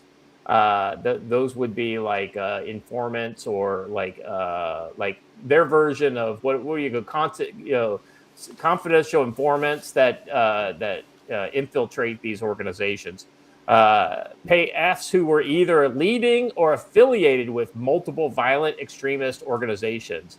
Fs used the money donors gave to the SPLC to, amongst other things, attend extremist groups and rallies across the country, host extremist groups rallies throughout the country, grow existing chapters of their extremist groups, create new chapters of extremist groups, recruit new individuals into extremist groups, make donations to extremist groups, leaders, purchase materials for cross burnings, purchase materials to make the KKK robes and hoods, create racist paraphernalia that extremist groups sold at rallies, publish literature used in the recruiting of more members, pay everyday living expenses, which allowed Fs to focus on their extremist groups rather than seeking regular employment.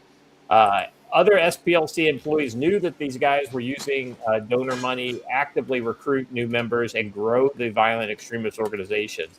The SPLC actively led donors to believe that their donations would be used to dismantle violent extremist groups. However, the SPLC hid from the donors the fact that a portion of their donated funds was secretly being used to support extremist groups and to fund their violent racist extremist activities.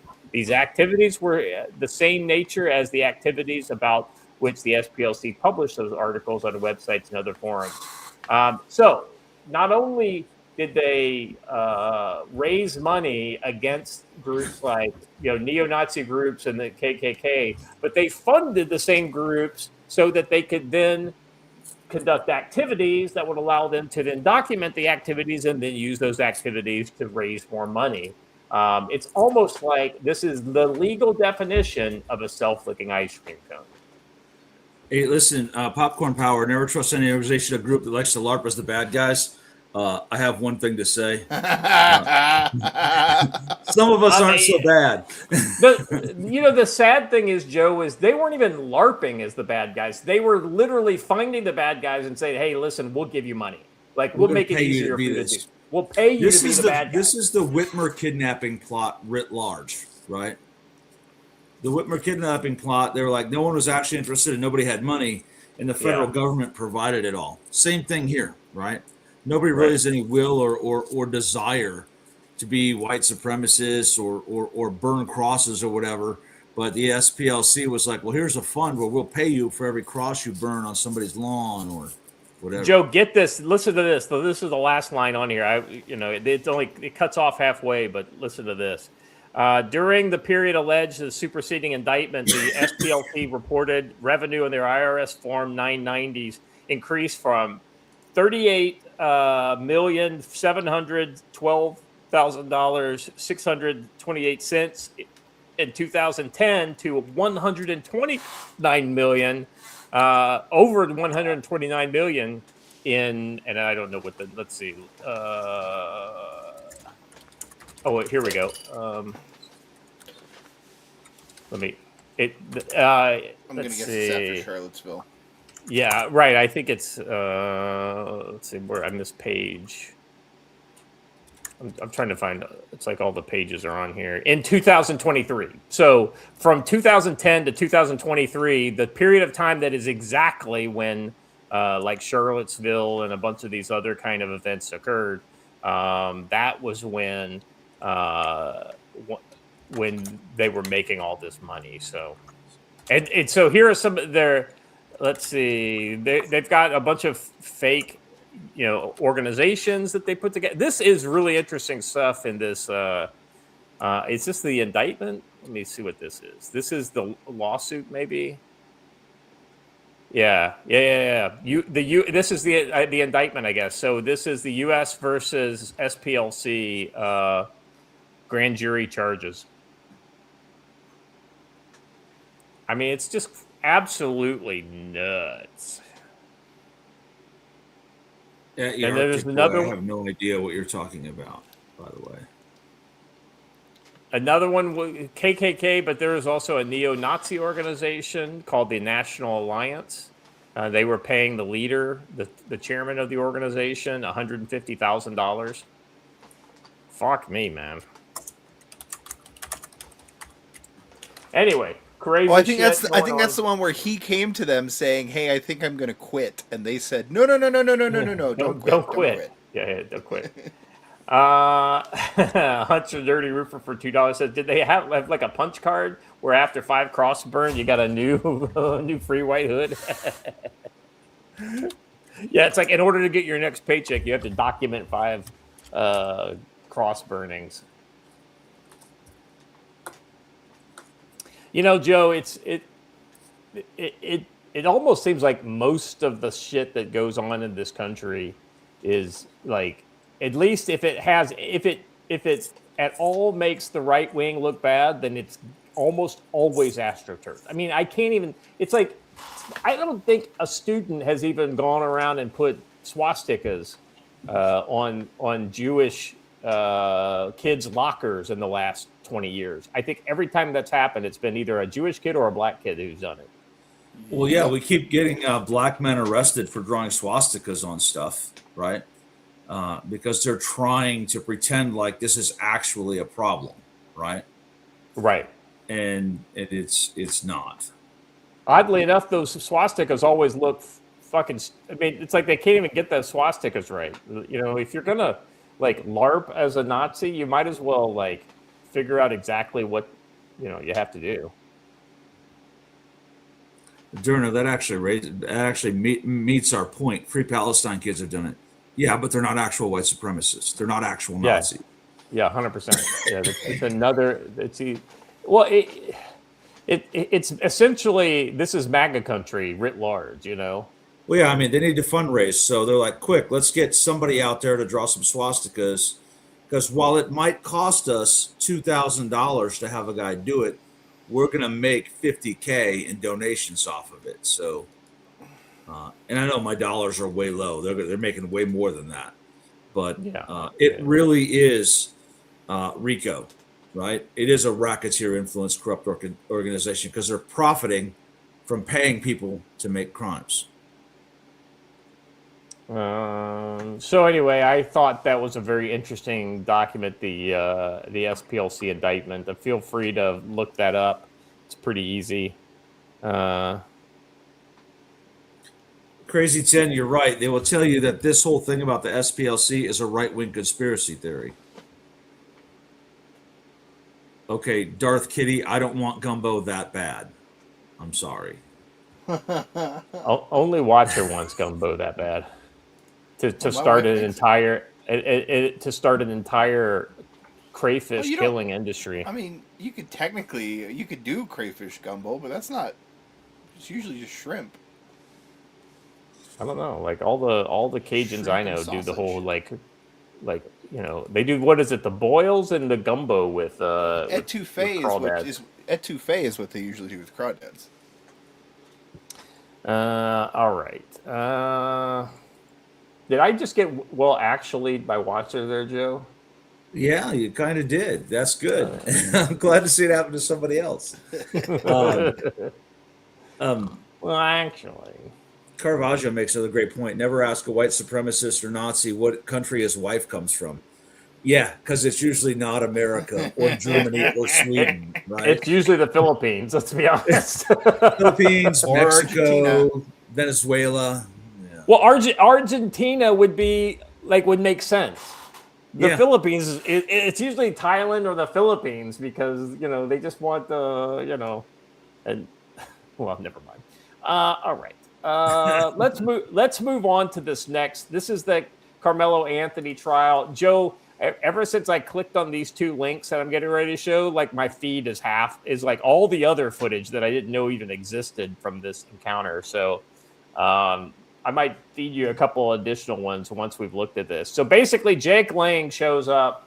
And you basically you have Confederate flags on one side of the street and Black Lives Matter protesters on the other side of the street. Because we why deserve not? Better heroes. Jake Lang is just garbage, right? Yeah.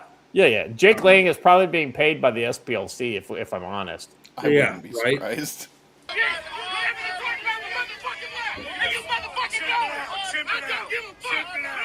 Chimping out.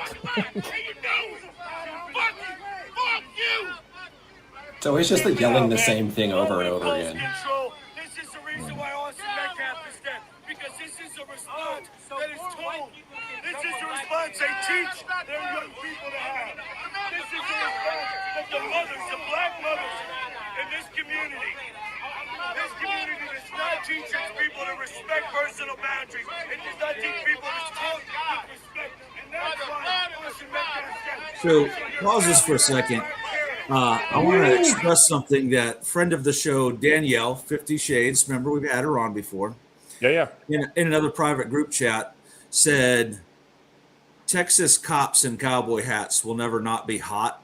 So ladies, I just wanted to, I was trying to give them to pause on the photo of the cop in the cowboy hat, but yeah, Texas cops in cowboy hats, it's just a thing for the ladies. So anyway. Nice. See, I was not going to say it. I'm just saying.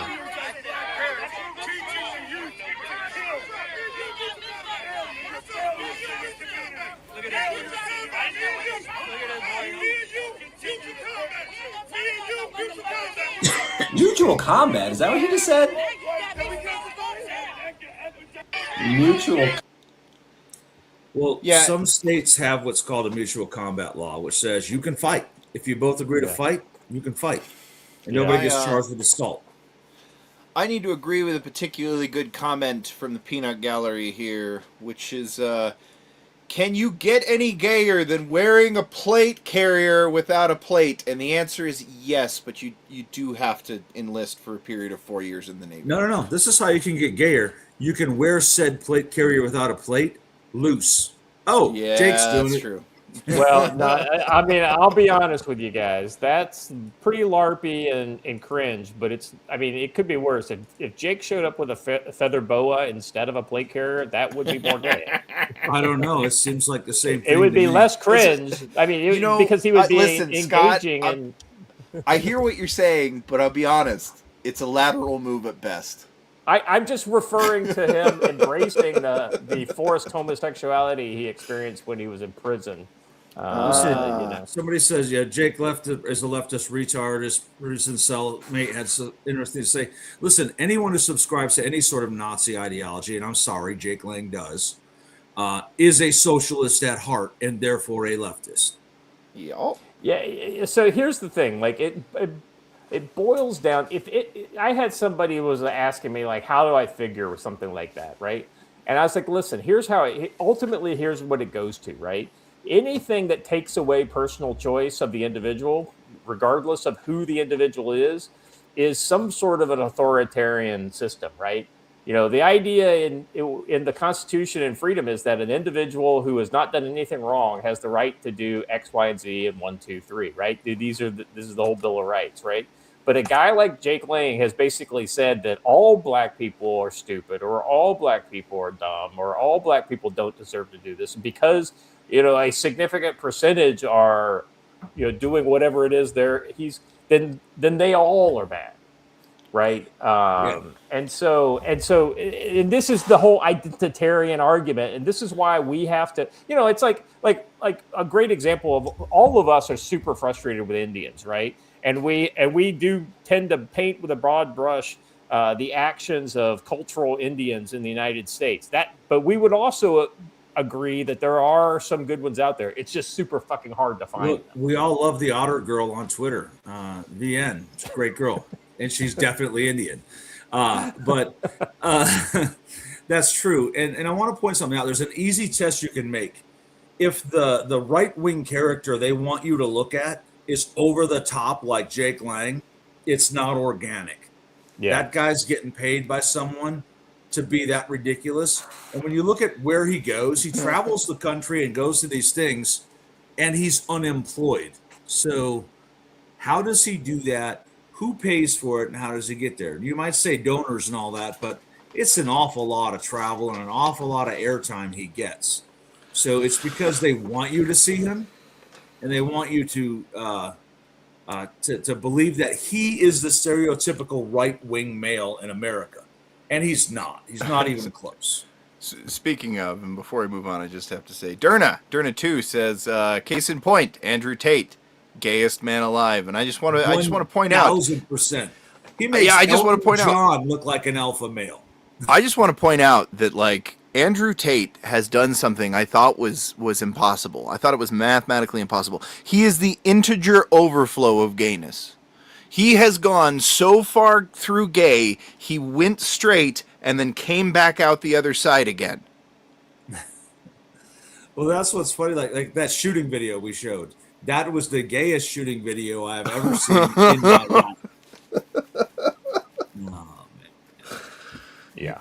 His chin retreated. Yeah. Reverend Bronco, I don't know if the SPLC is, but I would not be surprised when the revelation comes out that they are. Yeah. All right. Let's move on to the next one, because this next one, Joe, is the one that you shared. I thought it was interesting. So first of all, I want to tell everyone what my circus clown theory is. When right. addressing a group of folks from some cultures, the one who is dressed most like a circus clown is the one you need to pay attention to.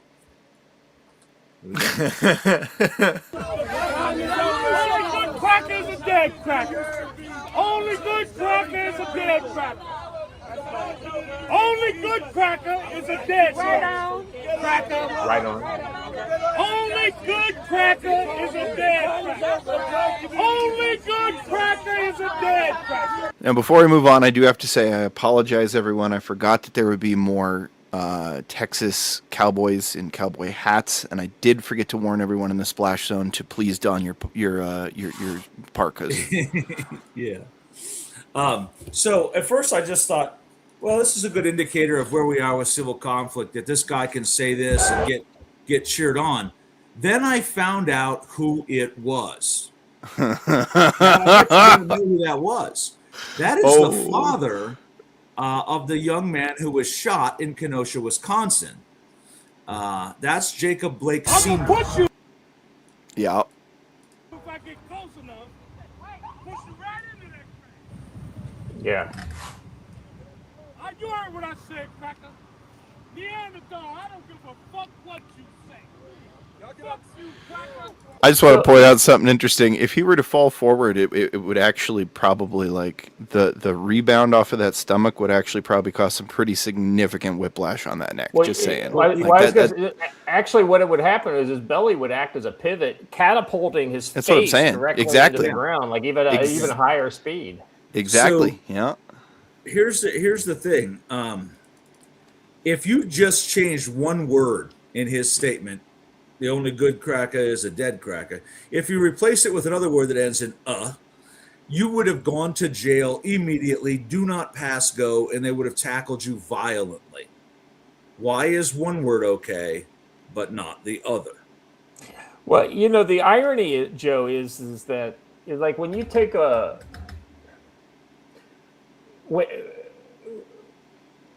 I hate to say this, but this tends to be something I see across the spectrum of medium to low IQ African Americans, right? Black people, is that they always go to white boy, cracker, not less cracker, more white boy, but it's very much they go to racial places about the judgments of the people that they way faster than white people tend to, because like we've had to take it on the chin for what was pretty much the last 40 years, saying, hey, you can't say that because you can't judge an entire race by your interactions with the individual, right? And because when you call one individual a name referring to the entire race, then everybody of that race gets offended, right? And so you can't use all the words for Mexicans or Jews or blacks or Asians. You can't use any of those pejorative words, except unless you're a black person talking about, well, let's be honest, anybody. Exactly the point I'm making. Two-tiered policing. If Jake Lang had responded with, well, the only N-word is a dead one, those cops would have immediately put a beat down on him in front of the crowd just to keep the crowd from coming at them and put him in a police car and taking him to jail. You have Jacob Sr. there saying the only good white person is a dead one. So he's making a literal death threat, racially based, in front of the police, and they did nothing. And it would have been the opposite. And Jay Clark pointed something out. At one point, Jacob Blake mentioned that the white man is a Neanderthal. That is a black Hebrew Israelite talking point. Yep. And that's just interesting that would come out. By the way, of those two people, which one do you think was closer to a Neanderthal?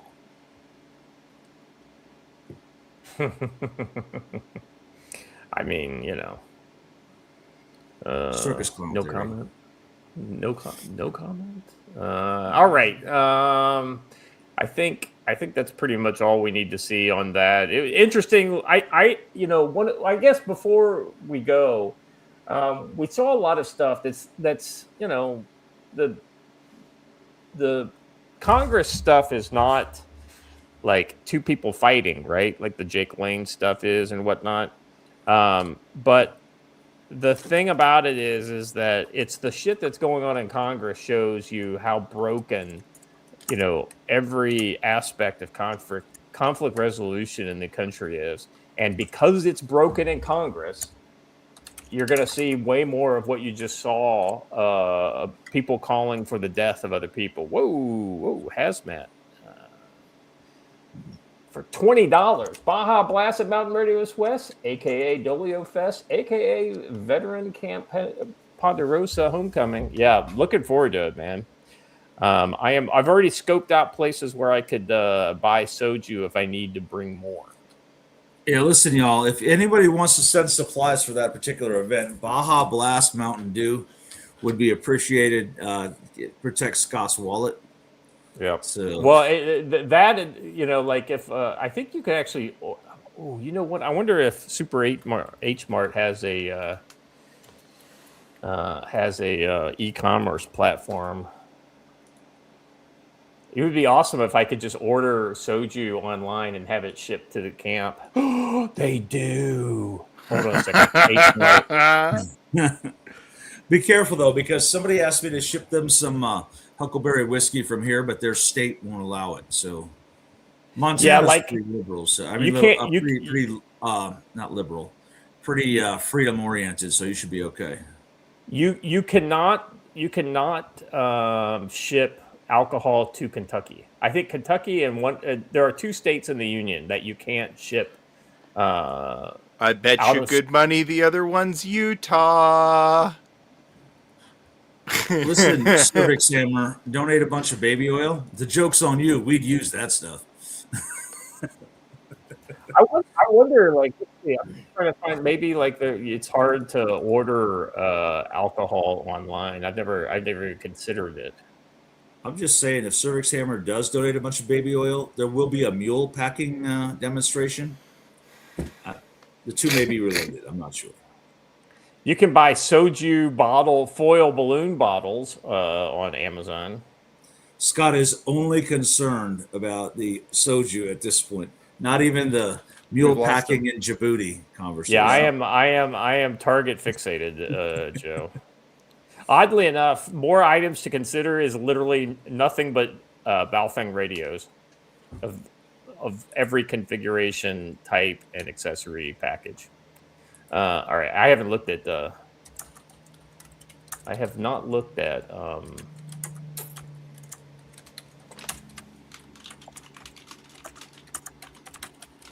Am I logged in? I'm trying to find out. Oh yeah. I'm not signed in. Okay, so this is weird that they're giving me targeted ads. Oh yeah, Joe, you would appreciate this. I'm going to share my. I'm not signed in, so it's not what you'd call like. It's just based on things that I've clicked on. Yeah. Let's see, remove. So it's like based on browser history, right? So look at this. Yeah. Related to items you viewed. Like you know all these guys. Oh yeah. All these books. That's And funny. then the next thing below is all Baofeng radios. Yeah. That's funny. For those who were here 2 years ago, all of the ridiculousness that Scott and I committed sitting in the back porch was due to soju and Baja Blast. I'm just saying. In fairness, I didn't get ridiculous really until the live show. So it's like a mixture of too much whiskey and in front of a live audience. Because it's never fun to show your ass by yourself. It's always And you know more what? fun to show your That ass showed in how front of a- contagious our show is because Brandon really didn't even want to come on the show. And he was like, I'll come on for like 20 minutes at the beginning, and then I got to dip out. Ended up staying for the whole thing and ended up having a couple glasses of whiskey. Well, with us. the funny thing is that like when people get into the conversation with us, they enjoy it, right? Yeah. A lot of our guests have told me like, sorry, I can't do it at 8:00 in the fucking morning. Like, so I get the feeling that if we did it at 8:00 at night, it would be easier to get guests and things like that. So Scott's into sundresses. Yeah, shocking. A guy that lives with a house full of women has shoes and sundresses in his suggestions. Crazy. I mean, what do you want? I feel like should get credit for tactical wisdom and Baofeng radios being like the number one thing in my suggested purchases. So. Yeah, Scott is also into shoes. Yeah, listen, mine looks the same way because I do all of the ordering in my family because I'm the one who has the Prime account, and you probably see some weird things on mine too. I don't look for cat watering fountains ever, but they're in my feed. So. Yeah, well, the funny thing is I'm just glad I wasn't signed in because if I was signed in, you would see nothing but cat stuff because my wife orders all her cat stuff from. No, they were pretty shoes. I'm not judging. You got some pretty feet, boy. Be ashamed if you had some shoes on. All right. That's not my real voice, of course. Joe is a cat dad. You've got to be the only person in this chat who doesn't know about Cammy the camouflage kitten.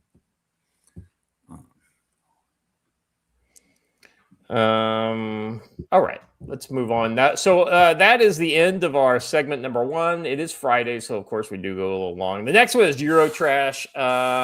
So Eurotrash, why do we care about what's going on in Europe? Well, the United Kingdom specifically is of interest to anybody who is an American and loves America because Joe, like a lot of people say Judeo-Christian kind of country and all that kind of stuff. I think it would be way more fair to call America and establish the extrusion of Anglo-Saxon society, applied to the New World, right? Sure, but you forgot the memo where I said we don't say that other word anymore. Which one? There is Judeo and there is Christian. There is not Judeo-Christian. Well, I mean, I think it's if you want to be some pedantic about it, sure, I guess you could say that, but it's widely considered, that. Well, if that's true, you'd have to call it Judeo-Christian Islamo because they believe the same portions of the Judeo tradition that we do. So that makes the whole thing out the window. But you got to think of where the founding fathers were. They didn't even know about Islam, much less respect it. And when they first encountered it, they sent people to invade Islamic land. So I mean, you got to give them credit that they rejected that. Now they also weren't Jews either. So, but anyway, rather than getting wrapped around the axle on like a single word, right? The point is, ironically, the same point thing when I made a mistake between intruder and Corsair. Yes, I got it, Corsair, Joe. right? I got it, Joe. It's different when it's Scott. Okay. As the older person, I expect you to be more less petty. Well, you can call me elder if you want. It doesn't faze me. All right. Anyway, the point is semantics matter. The point is that if you care about America, you have to look to England and find out how they're corrupting that society, to look for ways that they will probably try to corrupt our society as well, because that's exactly what's happening. Like we used to say, look at South Africa and see what the future of America is. It's just another step along the same path. Look at the United Kingdom to see where the Democrats want to take America. Because the entirety of the United Kingdom is run by people who are essentially American Democrats. The far left, progressive, individual, rights don't matter. The sad thing is, Joe, the English operate off of a verbal constitution versus a written constitution. So they don't even have, outside of the Magna Carta, they don't have any kind of foundational document to allow them to grasp any real established rights. And that's where it brings us to back to the protests in Northam. And so I want to start with this one anecdote of the man on the wall, right? I don't know if you guys have seen the videos that came out. I started seeing them yesterday. And there was a lot of focus on this because it just goes to show you, we made a lot of fun. We had a lot of fun. That's not the first one. That's the second one. There have been some great trash bin memes that have come out of this, by the way. So the other day we focused mainly on how the cops were being chased out of the neighborhood by the trash bins, right? Well, that didn't really show you who these cops were, right?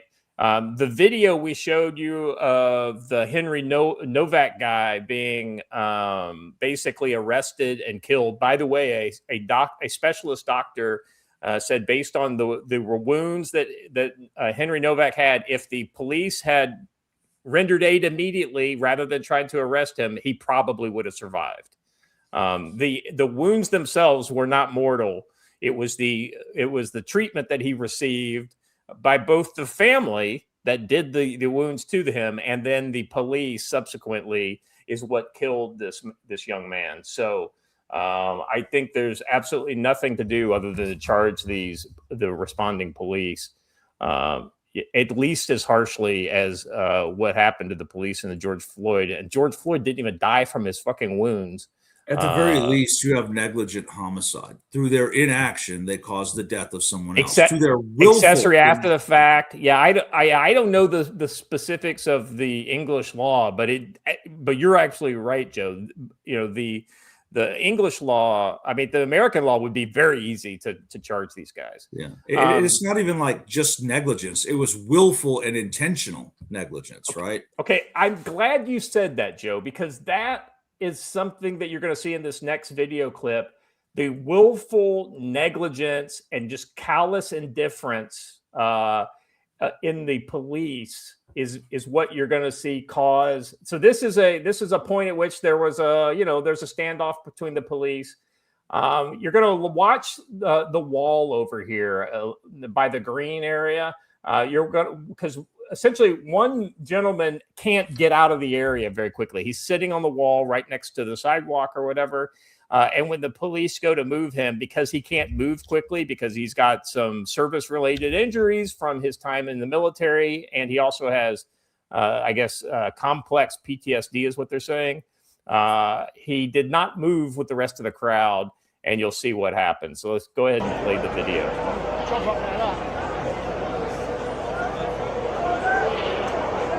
Oh, look, fuck the feds. Okay, you can see him in the black t-shirt. Gets the ball right there. They start using the shield at him, and he's trying to fend them off. And then, all right, hey, push pause. All right, Joe, you have actually had this kind of riot control training. If you are aggressive to somebody like in that position, and he basically fends off with his hands and kind of pushes off in the most I mean, it didn't seem like he was being very offensive. He was not being offensive. He was being defensive. Right.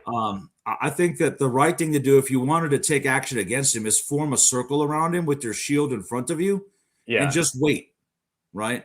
There was no need to begin beating this guy. The purpose of those shields, hold on a second. Hold it. It's like the shield wall of old, right? So you can lock those shields and push somebody right up against the wall and never touch them, right? And they can't hit you, and the shield just kind of holds them in place. And that's what it should have been used for, not as an actual weapon to beat people. So watch how watch how this goes. He's being shoved. There's 6 police there? Yeah. They get him off the wall, and then they start taking. Now watch. Now we get a closer view of what happened. So, if you notice, pause it right here. Go back just a touch. Pause it where you can see that shield right there. When you look at that shield, it has a convex shape. Yeah. I mean concave shape, right? Caved in, so you could push somebody in there. That's its purpose. That's not what they're doing. And that strike they keep doing on there where they're raising down and hitting it, that's to hit the feet of protesters who won't move. Those protesters were all moving. There was no need to continue to attempt the strikes, if that makes sense, right? It was overly aggressive and led to the crowd response. So his head's down, so he can't see. So he's got his arms out, but not particularly. So they go to they.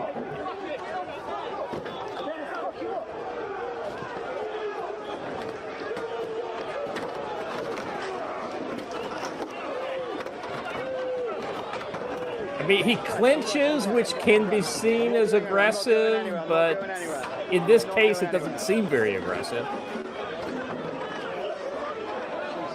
Ironically, it appears as though he gave better than he got in that little exchange. Watch what happens next here. Oh, shit. Because this is he basically takes like 3 or 4 knees to the head. Someone down over there. I'll tell you what, he's doing it like this style. Oi, they're going to fucking kill that geezer in a minute. You gotta love the Brits commentary. Mm-hmm. You know, apropos of nothing, do you remember how we used to send guns to the IRA? Yeah, right. Yeah, it was a good thing. I think we should. You know, There's quite think a pile about of our blood history. underneath them right there. See the blood? Yeah. All right. So let's see. Let me go back to. All right, here we go. So the next one is essentially an explanation about who this guy is, right? Matt Styler, 50, of Orange Grove, Gosport, was charged with assault by beating of an emergency worker during the trouble on Tuesday night. He was today remanded into custody in Southampton Magistrates Court after pleading not guilty and opted to be tried at a Crown Court despite being told the Magistrates Court could deal with the alleged offense. Prosecutor Nola Bond told the court, in essence, it is part of the riots following the murder of Henry Novak. The defendant was seen sitting on a wall. The police had advanced forward, so the majority of the protesters were ahead of the police. The defendant was behind the police lines. He basically stayed where he was because he couldn't move. But Mr. Bond said the tussle broke out between officers and Styler after he allegedly refused to move before kicking out at the police sergeant. Oddly enough, that kick, nowhere visible in any of the videos that I've seen, Let's see. Styler, who the court heard is a military veteran and married dad of 3, appeared in the dock wearing a blue polo top. His lawyer, Bruno Hayes, told the court he's sitting on the wall next to someone else. The police asked him to get off in their way. He has 13 pins in his right ankle, of which he has had an x-ray for the last few days before, and one of them is coming out of the skin, so he can't jump off the wall. Mr. Hain alleged he probably was sitting on the wall because he fucking it hurt to stand on his foot. Yeah. I mean, he could probably stand up. But just standing there for a while is not totally makes sense. Let's see. Mr. Hain alleged the officer used the shield as a pain to inflict pain on his client's ankle before the other officers began grabbing him from the side and pushing him to the floor. He told the court another officer kicked him in the head 3 or 4 times with quite a bit of force. The court heard Styler has issues with drinking and violent behaviors and suffers from complex PTSD, as well as issues with one of his legs. The defendant gave a military salute to a man in the public gallery while being led back to the cells. It's things like this that show you exactly who these police are. They have the ability to be magnanimous and to, all right, this guy's not moving. We're going to arrest him. But, like you said, Joe, all they had to do is take 3 cops, make a little box around them with their shields, hold them in place. And then once the action had kind of died down, then they could come with people without shields and then say, okay, sir, you didn't move. You're under arrest, blah, blah, blah. And just take it from there. And then if he's violent, then you could, bum rush him. But he didn't seem to be violent at all to me.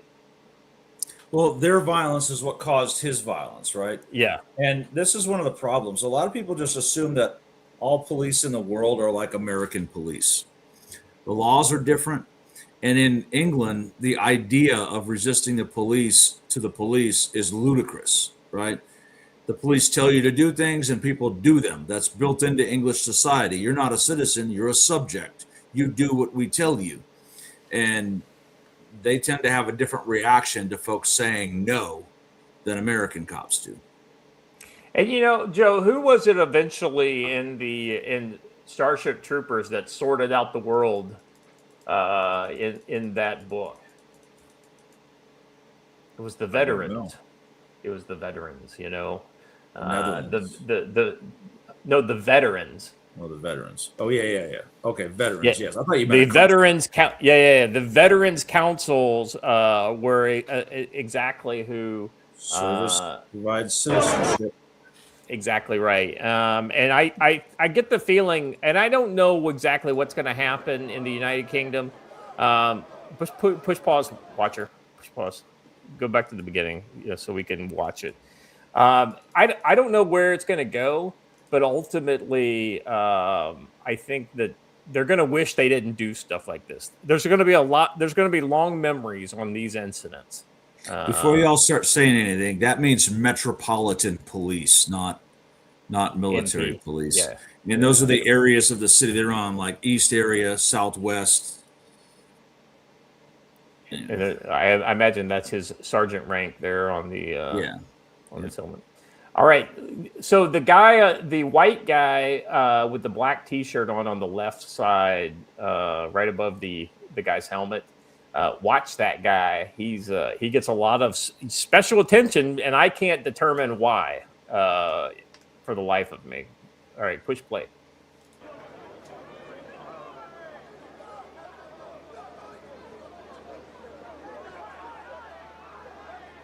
I mean, what is the police technique of just punching people repeatedly in the face like that, Joe? Because that's a new one. It's an attempt at a stun, but he was already subdued. They already had him in 2 arms. They had both arms. Yeah. Yeah. There was no point in punching him.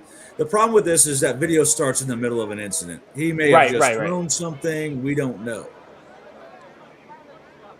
I mean, they're arresting all these guys, so it may be one of those kind of things where they're just basically taking everybody in that group in, and they just chose him because maybe they identified him as a leader or a ringleader, or you're right, maybe there was some incident occurred with him and the police before that.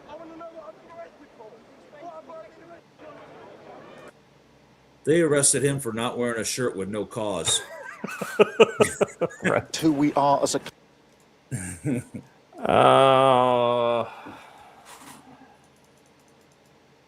must have been over 64 degrees. He had to take his shirt off. I know, right? It's we don't want to die of heat stroke when it hits 70. That's what happens when you live in.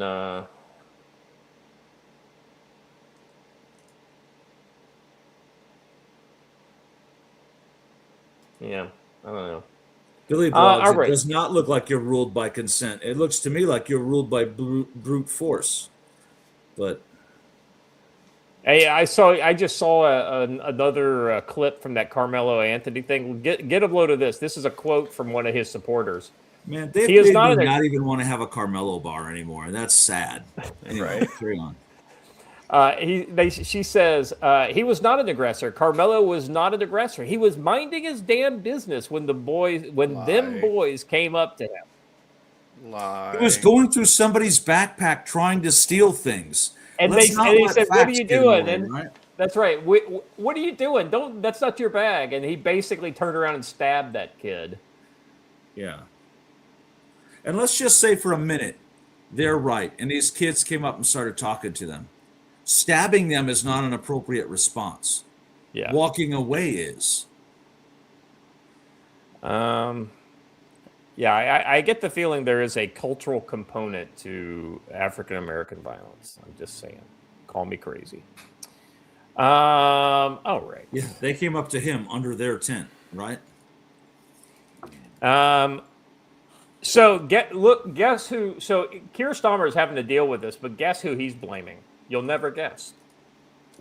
We need to also assert who we are as a country, because Musk, again, has been interfering in our politics in the last few days, trying to whip up division. That is not who we are in Britain.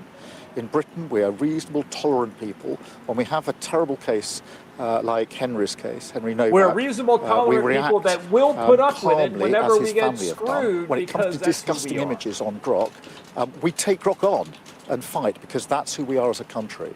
We need to also assert who we are as a country, because Musk, again, has been interfering in our politics in the last. He's the bad guy, right? Yeah. He's going to make Musk the bad guy. Right. And Elon Musk is like, what'd I do? What? Yeah, it's like outside of just publicizing the things that your government has done. I mean, you're not proud of your police? Lance Corporal Veteran for $5 says, you'd be surprised the number of non-police uniformed enforcement officers with police power that walk the streets in the United Kingdom. Yeah, I don't know anything about that shit. Oh, you'd be surprised in America, too. Yeah. Code enforcement officers, right? EPA has one of the most highly trained SWAT teams in federal government. They're still law enforcement, right? The EPA? Yeah. Environmental Protection Agency? No, I know, but they're the actual SWAT guys are federal law enforcement. They just work for the EPA, right? Yeah, but what purpose does the EPA have? I'm with you. My point is we have probably 45 federal law enforcement agencies when we could have like 3. What I was thinking of a private, private agency, private contracted, police, groups that contract with city and then could, have arrest powers. I decline to answer that. Yeah, that's what I'm talking about. I heard a story once about, I guess it was maybe like either Marshal Service or something else. Anyway, it was an interview several years ago, but he got transferred. It's like some number of people in his law enforcement agency got transferred to the Department of Energy. Then they became federal law enforcement, badged federal law enforcement for the Department of Energy. And I was like, why do they need... And they ended up being security, essentially, for nuclear transfers. The DOE uses U.S. Marshals for that, and their own tactical team. And listen, the DOE NASA has that too. Standards are pretty legit. Yeah. NASA has apparently a pretty legit SWAT team too. Now that would make sense because that's physical security. Militant roots. The EPA doesn't do that. The DEA does. The EPA does not tear down pot grow ops. I'm sorry. Yeah, because they don't like to mess with Chinese mobs. Right. It's so weird that the somehow Chinese mafia took over pot grow ops. Yeah, a lot of people don't realize that. Like that pot you buy at all those dispensaries is grown literally by the CCP right here in America. Great work. Great work. All right. Moving on. Let's see this next one here. Gotta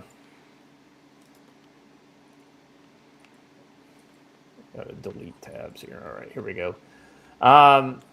So listen to this. I thought this was interesting just to hear the mindset of these cops. So clearly they don't know they're being videoed. These guys are Americans, and they're just like talking to the cops like, oh, I just, what's going on? Like. If the victim feels that they've been racially abused or anything like that, yeah, they can be arrested, yeah.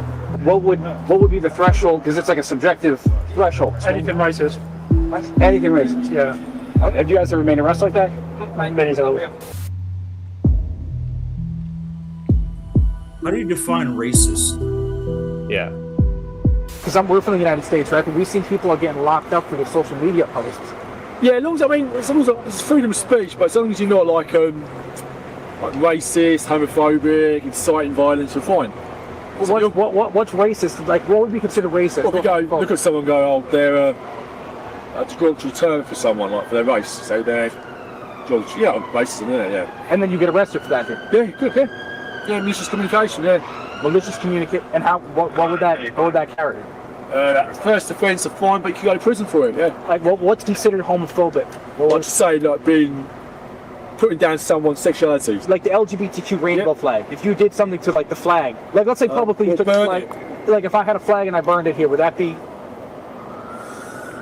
It's really hard. The answer should be no. Someone has to come forward and be offended. We're visiting the United States. I wanted to ask you guys though, because we heard like the rumors that there's like people we get arrested out here for like social media posts and whatnot. So I wanted to ask you what would you have to say? That's hate crime and anything's qualified as hate crime, racism, stuff like that. What would be the threshold? Because it's like a subjective threshold. Anything racist. Anything racist. Yeah. But if there was a report of racism, you guys make a determination if it's racist enough to make the arrest. No, if the victim feels like. If the victim feels that they've been racially abused or anything like that, yeah, they can be arrested. Yeah. Let's say the victim alleges this person's been racist to me. If you get arrested. Go ahead. Say again, Joe. The victim gets to decide if you get arrested. It's out of the hands of the police. The perpetrator says, well, it wasn't racist. Who makes the distinction? Who comes down with the judgment and says, well, okay, it actually was or was not racist?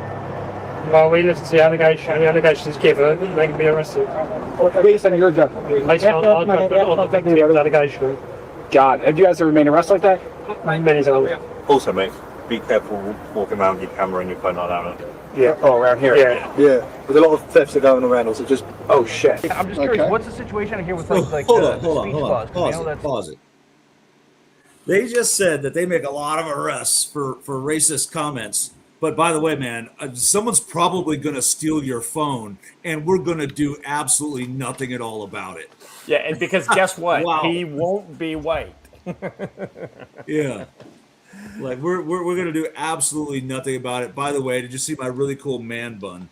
If you're a cop, in uniform, you have no business wearing a man bun. I'm just throwing that out there.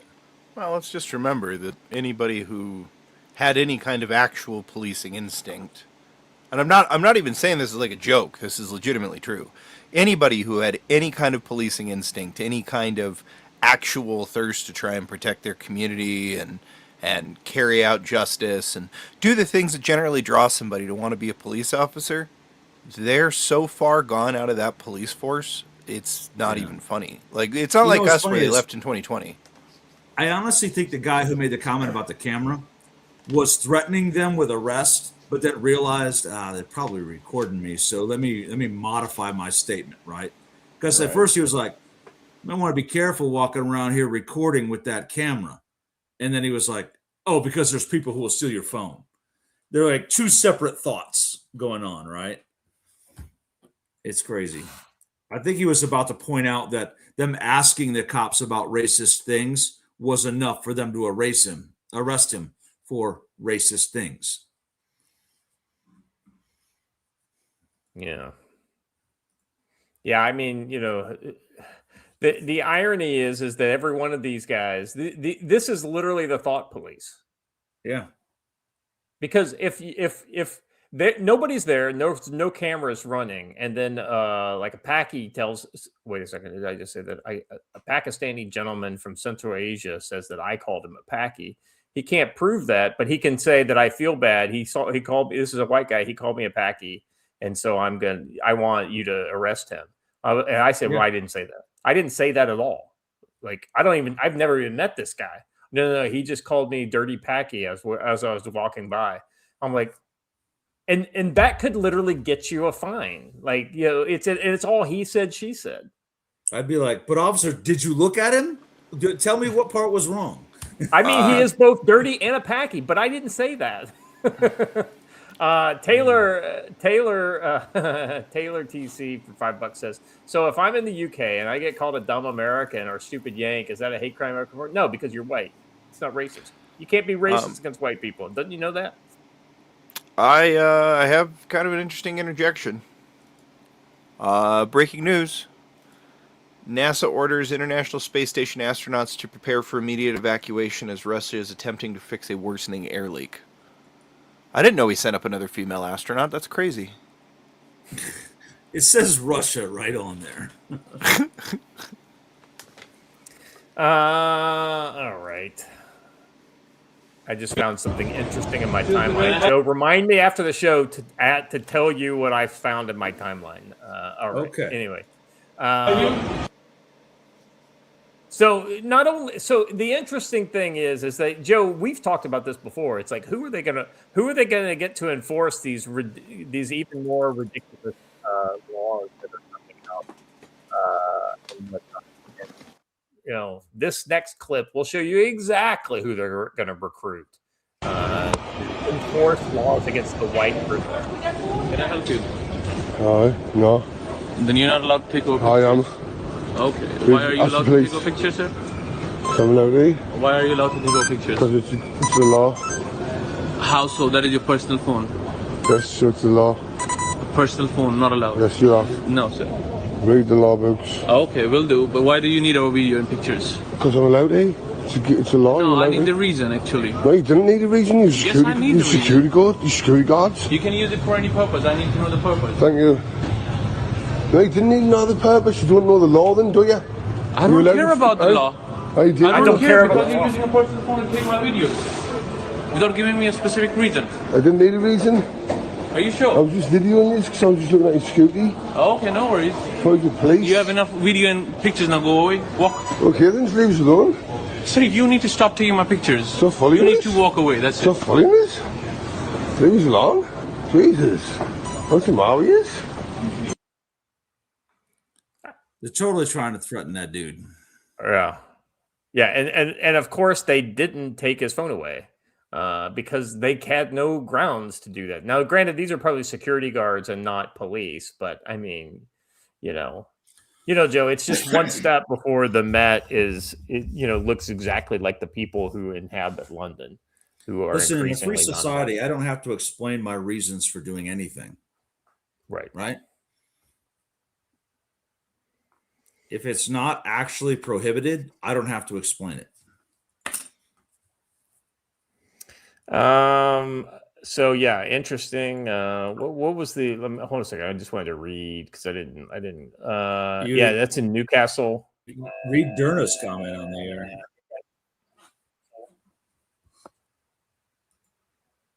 Yes, sir. Sorry, if you are going to use phone, you must show Bob's on phone. I am not liking those bubs. All right.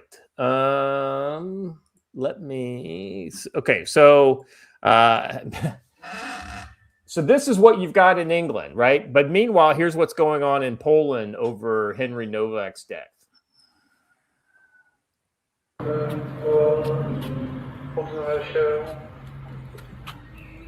Wszechmogący Wieczny Boże Straw, abyśmy żyjąc rozsądnie, pobożnie i sprawiedliwie zasłużyli na przyjęcie w chwili naszej śmierci Najświętszego Sakramentu Ciała i Krwi naszego Pana Jezusa Chrystusa, który żyje i króluje na wieki wieków.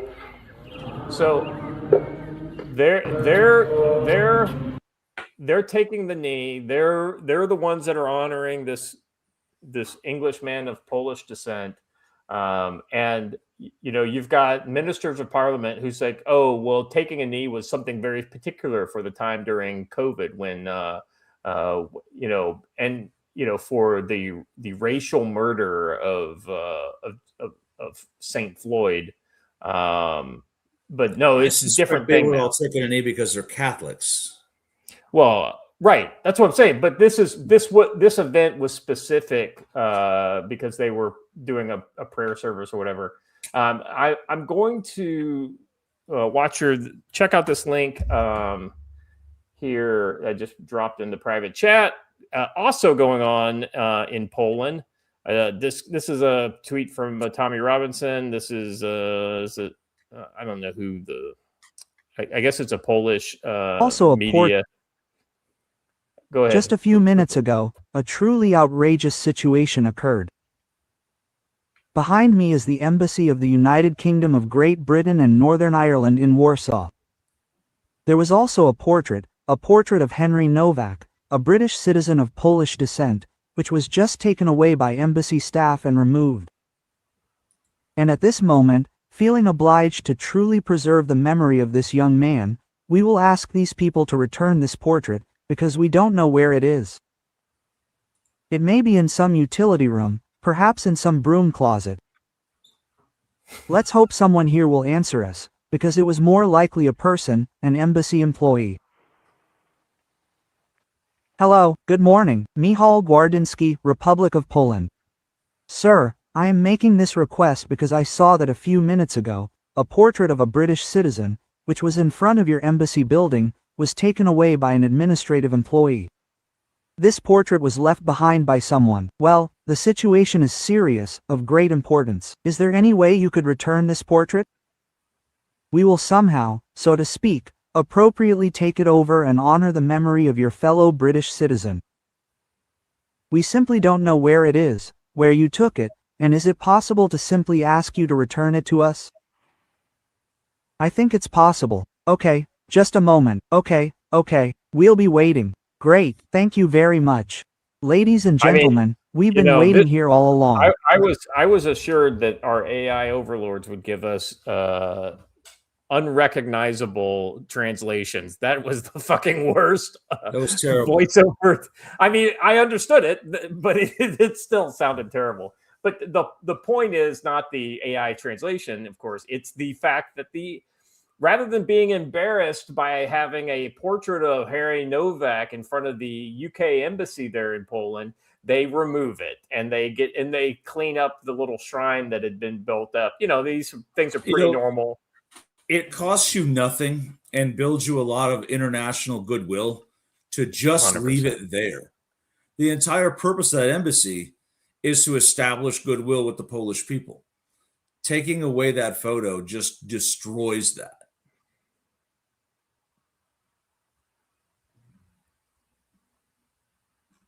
Yeah.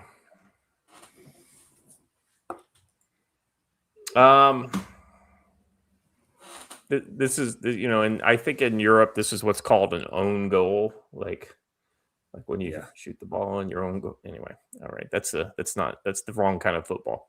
All right. Moving on to Brussels.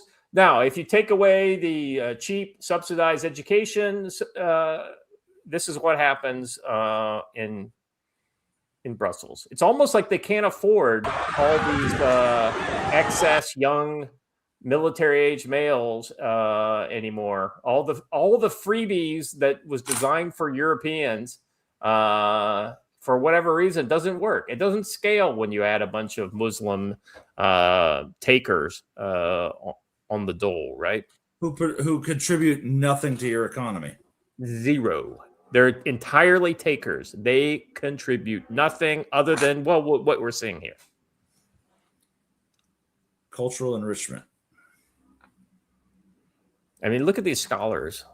They're clearly they're worried they're not going to be able to pass the college entrance exams because or get into that Harvard of Brussels, whatever that school is. You know what's funny is I don't know any school from Brussels. It's so good. I don't know. The local school Belgian in Brussels college is Oxford. That's They send them- England though. Oh yeah, they send that's them. my I point. got it. Yeah, but Belgium, right? I mean, Brussels, Yeah. Belgium, right? I mean, I don't know of any good university in Belgium. You know, like I can think of a couple in France, and Yeah. you know, well, there's even more. Watcher, it even gets more fiery later.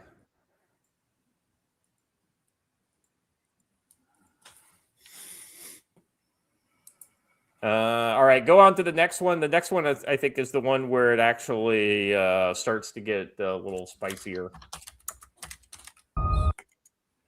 So check this out. Yeah, this is from this post here. It says Brussels currently looks like a war zone. This is the capital of the European Union. 80% of the population under the age of 20 is of foreign origin. Over half is Muslim. That's of Brussels specifically. Durna for $5 over in Rumble says the old parable was wrong. You give a man a fish, you teach him that you're his fisherman slave. Yes. But here's the funny thing, right? They can't sustain any of these countries. They can only destroy them. They can't sustain them. Let me ask you this. What's the name, because I forget, of that really good engineering firm out of Bahrain?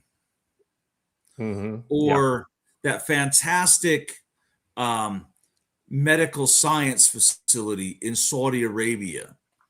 Or the very hold good... on. I have answers, Joe. The problem is that they only reinforce your point you're making because they're all run by foreigners. Yeah, exactly. Specifically Americans and Europeans. But yeah. Well, the sad thing is that who's gone to Dubai to make a lot of business? Europeans, because they can't operate in Europe because of the taxes and the restrictions and all the EU bullshit. They go to places like Dubai, and Dubai has been really smart in attracting people who want to be able to operate in a much more free kind of environment, right? Like Dubai's financial laws are very similar to America's, right? Because it's basically a bridge a pass through back and forth between America. So like the really cool port they have there in Dubai that's shaped like a palm tree. Yeah. You couldn't do that in America because you'd be tied up for 30 years doing environmental studies and getting your clearances and permits. Dubai is just like, yeah, I think we want to do this. So let's just make this happen. Right. Well, the irony is when one guy controls the entire fucking place, you can do that. It's something that our friend Old Hong Kong points out a lot, that doing business outside of the U.S. as a U.S. business person, because you're still bound by the FCPA, makes it so that we can't compete on the same level as everyone else, right? Because we still have to abide by all kinds of U.S. rules, even when we're doing business elsewhere. By the way, happy birthday, Old Hong Kong. Today's his birthday. Yeah. Durna says certain aspects of living in the UAE are very dubious. Of course they are. I mean, this is so. If you didn't know, Dubai is one of these kind of benevolent dictatorships, right? I don't know how benevolent it is, but ultimately, if you've got money, if you've got power, you can do whatever the fuck you want in a place like Dubai. You just can't piss off. You can't rock the boat, and you can't piss off the boss. As long as it's not nearly as safe as they want everyone to believe it is, because some of the largest security details in the world operate out of Dubai. Right. That's exactly right. If you've got money, you can do that. Yeah. If you got money, you can have men with machine guns walk down the street with you. Ask me how I know. Yeah. All right. Let's see. No, he got the thunder. He just took it at a serious level. Now, here's Here is the here's we were talking about this the other day. There is going to be a fuck around and find out factor eventually that is going to hit, whether it's in England or whether it's in the UK. I mean, I'm sorry, in the EU. We talked about in the past, the Europeans have proved they were very efficient at killing people that aren't them, right, in their own countries, or even that are them, right? And I just get it's almost like we're worried about where Europe could go, because it could go very dark very quickly. And it's not always industrialized, right? I mean, just regular people in the street feel this frustration, and it's incidents like what's going to happen in this next video or a prime example of what could happen. You got just a regular European neighborhood, but the wrong guys show up and do the wrong thing in front of the wrong people, and you get what happens in this next video. And this is an old video, by the way. So he knocked out the guy. The game.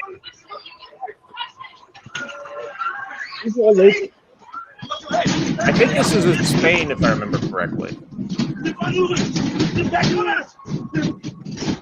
It's Spain or Italy or something like that.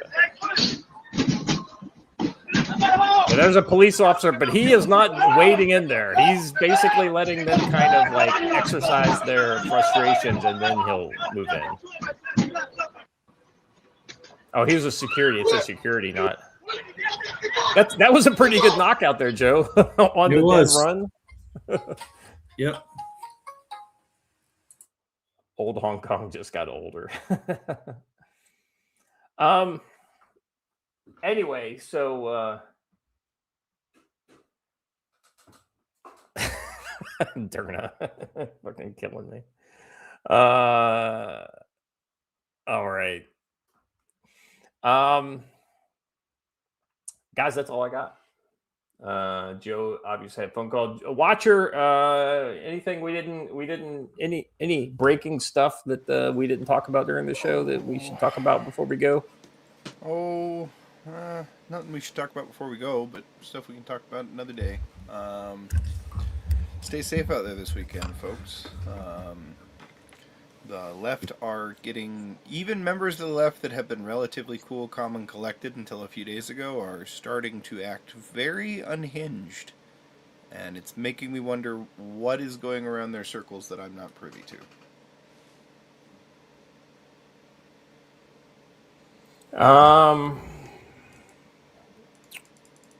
Is Joe back? I don't know. Don't think guess so. Not. Yeah, if he doesn't say anything, I assume he's not. All right. You got it. I'll start with you. What's inside your crystal ball looking into the weekend? I think we're going to see a reflash at Newark because they put too much energy into that to just kind of let it die out. I actually don't think we're going to see it at Newark. I think that you think it'll go back to. The network knows it's been rumbled. I actually think they're going to be very quiet for a while, as far as like official big things go. I think it's mostly going to be smaller network stuff that's less attributable to these larger networks that are obviously being openly targeted right now. Yeah. Well, I mean, I'll be honest with you. I think one of the things that's been going on for the last 5 days is essentially the fight in Iran has been kind of we've been slow rolling it. I think we're going to see that break out a little more. I think the administration is sick of it, and I think they want to wrap it up as fast as anybody else wants to wrap it up. I think the only reason why the administration was willing to slow roll it is because they thought they could get a deal. And if they can't get a deal, they're basically going to go as hard into the paint as they possibly can. So we'll see what that means. But if they can keep it out of the headlines, I think they'll do that too.